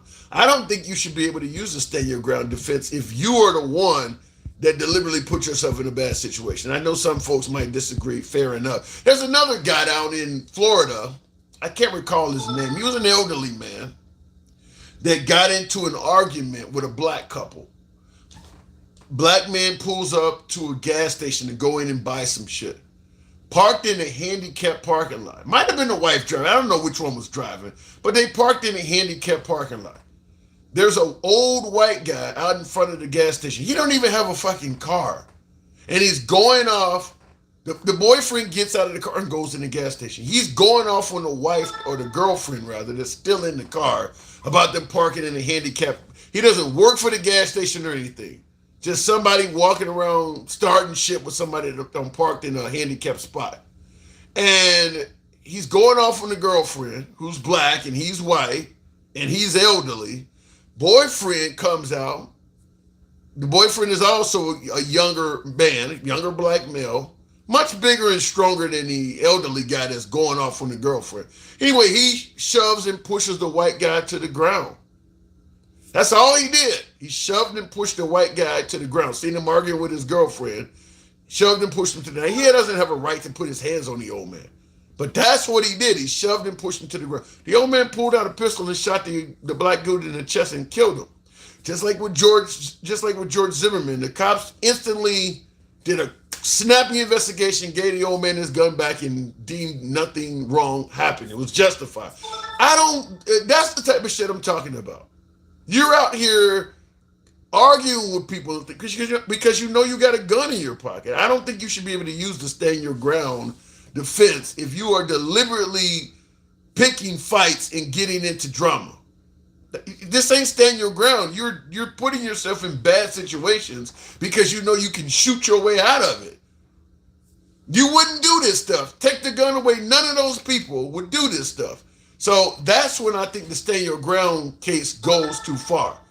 That would be like me going to let's say a white supremacist or a Klan rally or something. Just walk into their shit and start saying all kinds of awful stuff to them, knowing that they gonna want to beat my ass, but because I got a firearm on me, I can mow them all down and claim. I don't think you should be able to do that. You wouldn't walk in here like this if you didn't have that pistol on you. I don't think you should be able to do that. But unfortunately, in America, they. Oh my God! I don't think you should be able to do that. Is my point. I see in the comments somebody saying Diddy did it. What did P Diddy do with a firearm? And if he did, I don't believe he should be able to get away with it either. I don't think you should be able to deliberately put yourself in harm's way so you can hurt people. A lot of entitled people feel the right to interject themselves in things that don't concern them. True. And if you do that and you have to shoot your way out of it, I don't think you should be able to use the stand your ground defense. I don't think a Karen, for instance, I think that's what they call them, a Karen. You're getting involved in this shit. You have no, I don't think you should be able to use that. This wouldn't have happened if you weren't meddling in something that didn't have nothing to do with you. So, no, I'm not a fan of that. Did he put a hit out on Tupac? Okay, you're going, look, that shit happened in 96, so I don't want to go too deep into something you're talking about 30 years ago. Everybody has guns in Arizona and less gun violence. Phoenix is not known for being, for lacking of crime. Now, Arizona may have a few issues that make it, first of all, it's 100 and some degrees outside every damn day. You know, it ain't exactly conducive to standing on the corner and getting in robberies and shit like that. 110 degrees, 120 degrees. But Arizona, a lot of that's rural as hell. And the urban areas in Arizona are not low crime. Phoenix has plenty of crime in it. I mean, Sheriff Joe Arpaio used to say it all the time how much crime there is. So I don't buy that Arizona has more guns and less crime. Arizona has more guns and less population. A large portion of Arizona is damn near uninhabitable. Aaron M sounds racist. Who is Aaron M? I didn't see that comment. I'd be curious to see it. I live right here in Arizona, Glendale, says, well, like I said, shows like Cops and things like that have made it clear that there's plenty of crime in Phoenix. Phoenix, Arizona is not that. You're telling me Phoenix, Arizona, for its size, is a fairly safe city? I haven't seen anything to illustrate that.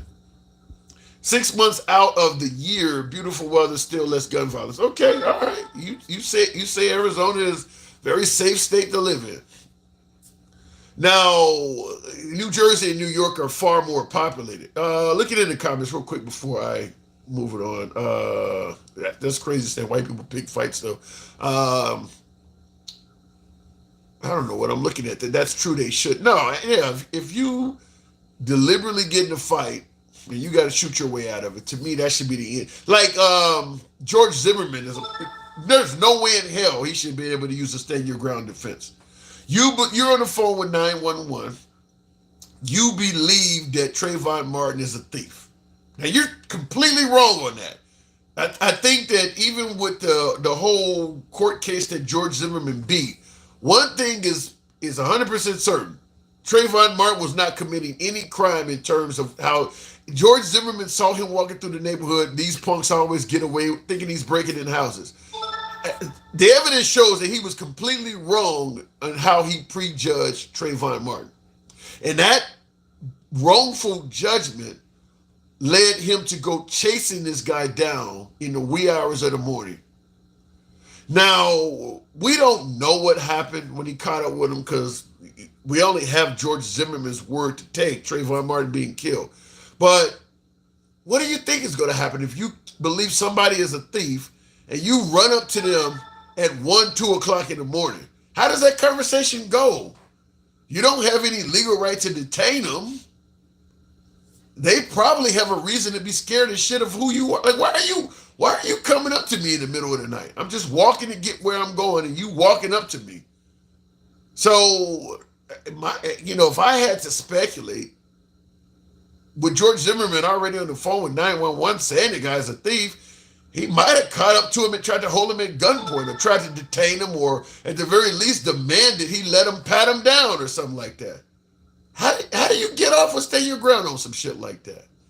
Because the way George Zimmerman made it sound like he caught up with Trayvon Martin and somehow Trayvon Martin just started beating him up for no reason at all. And people bought that. People actually bought that. That he caught up with this guy. The dude just started beating the hell out of him for no reason at all, and he had to shoot him in self-defense. And people actually bought that. Your arguments are weak, says Ben. All right, fair enough. I'll leave it alone, but I disagree with you 100%. If there was no crime, there would be no prisons in Arizona. Well, he didn't say it was no crime. He said it's low crime. I haven't heard that Arizona's all crime-free like he's saying, but I've only driven through Arizona. I haven't really had a lot of experience in Arizona. The quote about the gun being the equalizer is God created men. Colonel Colt made them equal. Oh, God created men. Colonel Colt made them equal. You're not equal, though, because some people can shoot better than others. You're not. You can hand a Colt 45 to everybody in America. They ain't all equal. Some people are better, more proficient at using a weapon. It sounds great for the whole 2A side of things, but you're not equal just because somebody gives you a gun. Plenty of people own firearms that don't know how to shoot. So you ain't equal if you don't know how to handle the weapon. Luis Perez says, "Fuck everybody." Damn. It's only sad that people focus on what the media tells them to. I think everybody in America just about does that, Aaron. I think everybody in America just about does that. We often talk about, let's say people of color focus on race because the media tells them to. Well, the transgender issue that was big, just having big discussion in MAGA circles, the media is telling you to do that. I'd submit to you probably at least 90% of Trump supporters are not dealing with transgender individuals. They're not playing in sports against your daughter in school. You're not sitting in the bathroom and all of a sudden some dude comes in a dress. You're not dealing with it at all. Yet it was a big issue among conservatives. The media told you that. So when you say, well, people are only going by this because of me, yeah, well, that's a good example of it. The whole issue with transgender was media driven. Most Americans have no interaction with transgender people. It's not enough of them. And you got people screaming all over the place, I don't want my kids being affected by these people. Your kids ain't being affected by these people. So the media did that. So yeah, I agree with you. The media, the Haitian migrant thing I keep bringing up. Ain't nobody dealing with that in real life. It's the media that's telling you that's happening. 0.6% are trans. Is it that many of them? Is it that high? 0.6% of Americans are trans? No way. It can't be that high. No. Okay, 0.06%. All right, that sounds better, Big Rooster. Maybe 0.06%. It ain't 0.6%. No way, no how it would be that many of them. Google it. I'm not, and I want to know what source said it on Google, because sometimes you can Google something and the source can still be wrong. But yeah, I do believe that the media does have an effect on the people. I mean, like the drones. The drones are scaring the shit out of people. Most Americans do not have drones flying over their house. It's not, the media is telling you this stuff. So yeah, the media has a big play in it. Can't have trans teaching our kids, but you're okay with religion in schools. Religion has done way more to violate the innocence of your kids than the transgender community being 0.06% of the population. Get them about 50 years of abusing your kids, and they might be equal to what religious leaders have done to kids in this country. They're way behind the curve. Yet we're putting Bibles and shit in schools. I mean, they're not even remotely close to just the Catholic Church alone. And I'm not even talking about the Mormons, Lutherans. Christianity has been far more violating to your children than the transgender community ever will be. What was I looking at here in the comments there? Stand your ground works well for white people in the South, but it is damn near not available to blacks, says Anthony. But that's an interesting point. I don't know because I don't live in the South, but I've never heard of any main case where a black person, I do know one. I was gonna say I've never heard of a case where a black person used stand your ground against someone white, but I do know of a case, and it was somewhat well known. There were three white guys. This guy was sitting in a Waffle House. Some of you probably have seen it because it's been on everything from the Active Self-Protection channel on down. But this guy was sitting in a Waffle House, and three white guys walked in there saying all kinds of racist stuff, and one of them punched the dude in the face, and he shot and killed one of them, and he got off. Stand your ground. So there is one case I can think of a black guy using a firearm on somebody white and getting away with it. It is usually the other way around, but that's an example where I know for a fact somebody white died at the hands of a black person. And that was in the South because that's where I think all of the Waffle Houses are in the South. I don't know any of them up north, and they got away with it. He got away with it. Trump walked the trans issue back like he was moonwalking. He did. He did say something to the effect where I don't really care who's using bathrooms and it's only a small percent of the population. He has begun doing that because I think the goal was to get elected. Once I get elected, I ain't gonna sweat the small stuff. I'll use this shit if it helps me get back in the White House. And once I'm in the White House, that little stuff won't matter. And I don't think it's gonna matter that much to MAGA either because most Trump supporters are not really dealing with transgender people. They're just not. Even in terms of schools that may even talk about this stuff, that ain't gonna happen in the South. They're not. You don't even need Trump in office. They were gonna stop that shit anyway. So most Trump supporters are not dealing with this stuff. It's the media hyping it up.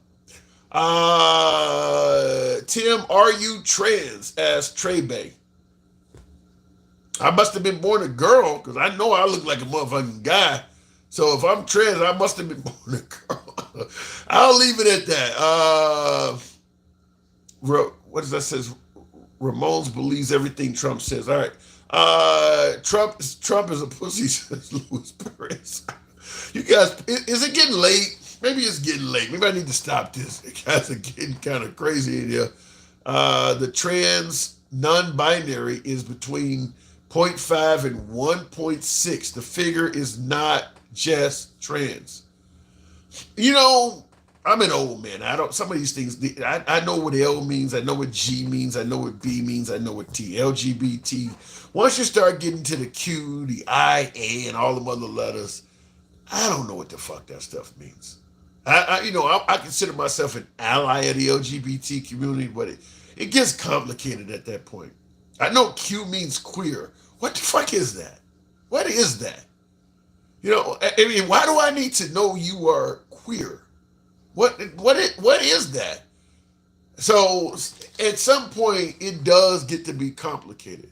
Like I said, I know what a lesbian is. I know what somebody who's bi is. LGB, obviously T is trans and G is gay. I know what those four are. All the rest of that shit, what does the I stand for? LGBTQ, queer is Q. IA, I don't even know what those things stand for. It's getting late. That's because I don't know what any of that stuff stands for. And I will say this, not only do I not know what it stands for, I don't understand why in the hell do you need to tell somebody you are any of that stuff. Let's say I know kind of what poly means. It means you conform to. Why does somebody need to know you're that? Now, I don't want to sound like I'm putting on my MAGA hat on this one, but why does somebody need to know in school that a underage juvenile is bisexual, for instance, or queer, or curious? These are some of the other. Why does that even need to come out in school? I do agree with that. There's no need for that. If you want to talk about what it means, I don't know. We can go into that. But why does a teacher and staff and other students need to know that you're queer? I mean, I don't understand that. So yeah, I am a bit. I don't want to say old fashioned. I'll say ignorant. I'm ignorant on this. I don't understand why it's necessary to know that.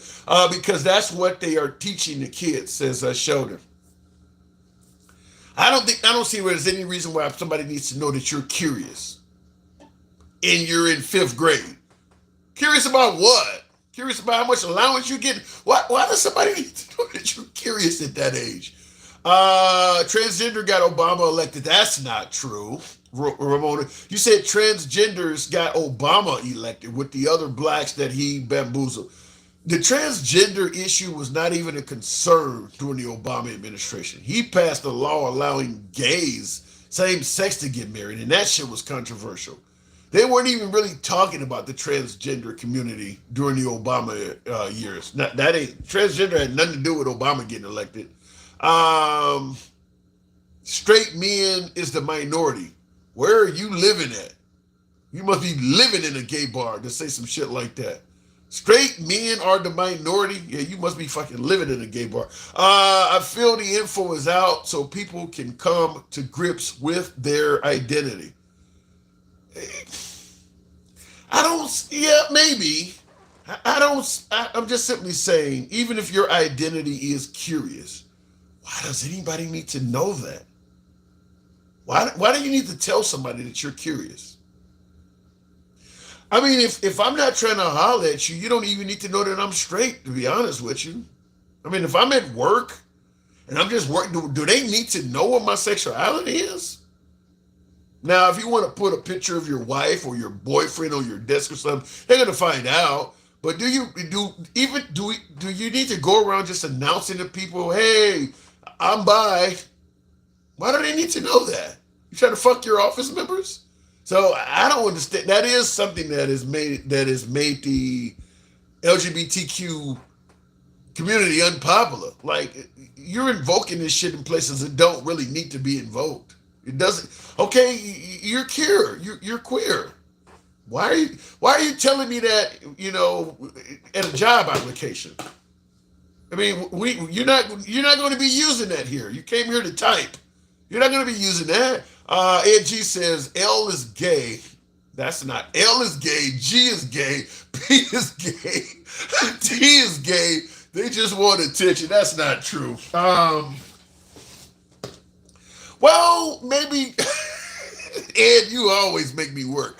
Now, I guess if you're a lesbian, yeah, that is gay. That is, because we think gay is basically liking your own sex. You're attracted to members of your own sex. So the L, I guess, is gay. Obviously, the G equals gay. If you're bi, is that gay?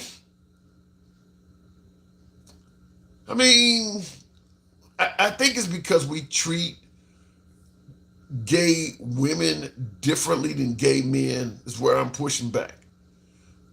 If you are a gay woman, or if you're a bisexual woman, you are totally welcome among straight men. Men don't give a damn how many other chicks a chick has been with. You still good to go with us too. But if you're a gay man and you trying to holler at some chick and you tell her, well, before you I was dating another dude, you get disqualified. Better yet, straight women do not fuck with gay dudes. They don't have sexually, they don't want, once you tell them, like, we could think of some attractive women, everybody from the Jennifer Anistons to the Holly Berrys, you wouldn't give a damn. if they had prior intimacy with another woman. But think of some dudes, Idris Elba, George Clooney. If women found out those dudes had a prior experience with a man, they would wipe them completely off of People magazine. They would suddenly not be sexy anymore. So the women don't tolerate it like the men do. The women do not want anything to do with some dude that has slept with another dude. They do not tolerate that. You can do it in front of a dude's face and he'll join in with it. I mean, okay, yeah, you got a chicken, bring them both over. Dudes are okay with that. So it's a difference there. But yeah, if a woman finds out their sex symbol had a prior relationship with another dude, that's usually it. They will no longer be a sex symbol. So we do treat I think we do treat gay women differently than we treat gay men. It's more acceptable for a woman to have a lesbian encounter than it is for a man. In this country, at least. I don't know where else, but in this country, they treat it differently. If I get locked up, I'm going to tell the judge I identify as a free man when they say I'm guilty. Good luck with that, Anthony. Good luck with that. Do females like gay porn? I'm assuming, yeah, there are females out there that watch it. Yeah. Not two dudes, but I'm assuming there's, well, if you're a female and you like watching same-sex porn, you probably are a same-sex person. That's just the way it is. I mean, if I walked in, and found out one of my boys was sitting around watching two dudes bang each other, there's no way he could tell me he wasn't gay. You like this? You know. Like I said, this is the old look. At the end of the day, anybody my age, we all once you have grown up in the 70s, 80s, you probably got a little bit of homophobia in you. That's just the way it was. And like I said, we don't have the same open-mindedness of modern day children.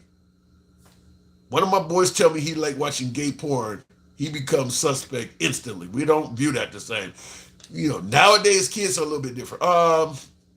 Male-female marriage, 27%, divorce rate, make male 40%, women 60%. I don't know where you're going with that. You say the male-female marriage, 27% divorce rate. Yeah, I don't know what you're trying to say there, Sheldon. Calm her down, or Eminem, Slim Shady is deceased. Yeah. All right, it's getting late. Some of these comments coming in. I guess it might be time to wrap this shit up. I do appreciate you folks, as always, tuning in. I didn't ask nobody to tap the like button today, so it was not like I normally like to have it, but it is what it is. It's natural for a man to have more than one wife. What country you live in? It's natural for a man to have more. It's natural for a man maybe to be attracted to more than one woman, but it's not natural. I'll tell you something. If you left it up to nature, most men would never get married. So it ain't. I mean, most men only get married because the chick is pushing towards it. I don't think most dudes would probably even. That's a woman thing where women want to get married. Dudes don't even want that shit. So you say it's natural for a man to have more than one wife. Hey, shit, most dudes don't even want to get married unless the woman is pushing on that shit. Take care, my friend. I enjoyed the convo. Thank you, Ben. I will catch you guys tomorrow. You know how I run the program. I do got to step away. I got to work for the man in the morning. So, as always, it's been a pleasure. I'll catch you guys tomorrow. Thank you on my YouTube vertical. I'll go ahead and wrap that up. And thank you, folks, on horizontal. Catch you tomorrow.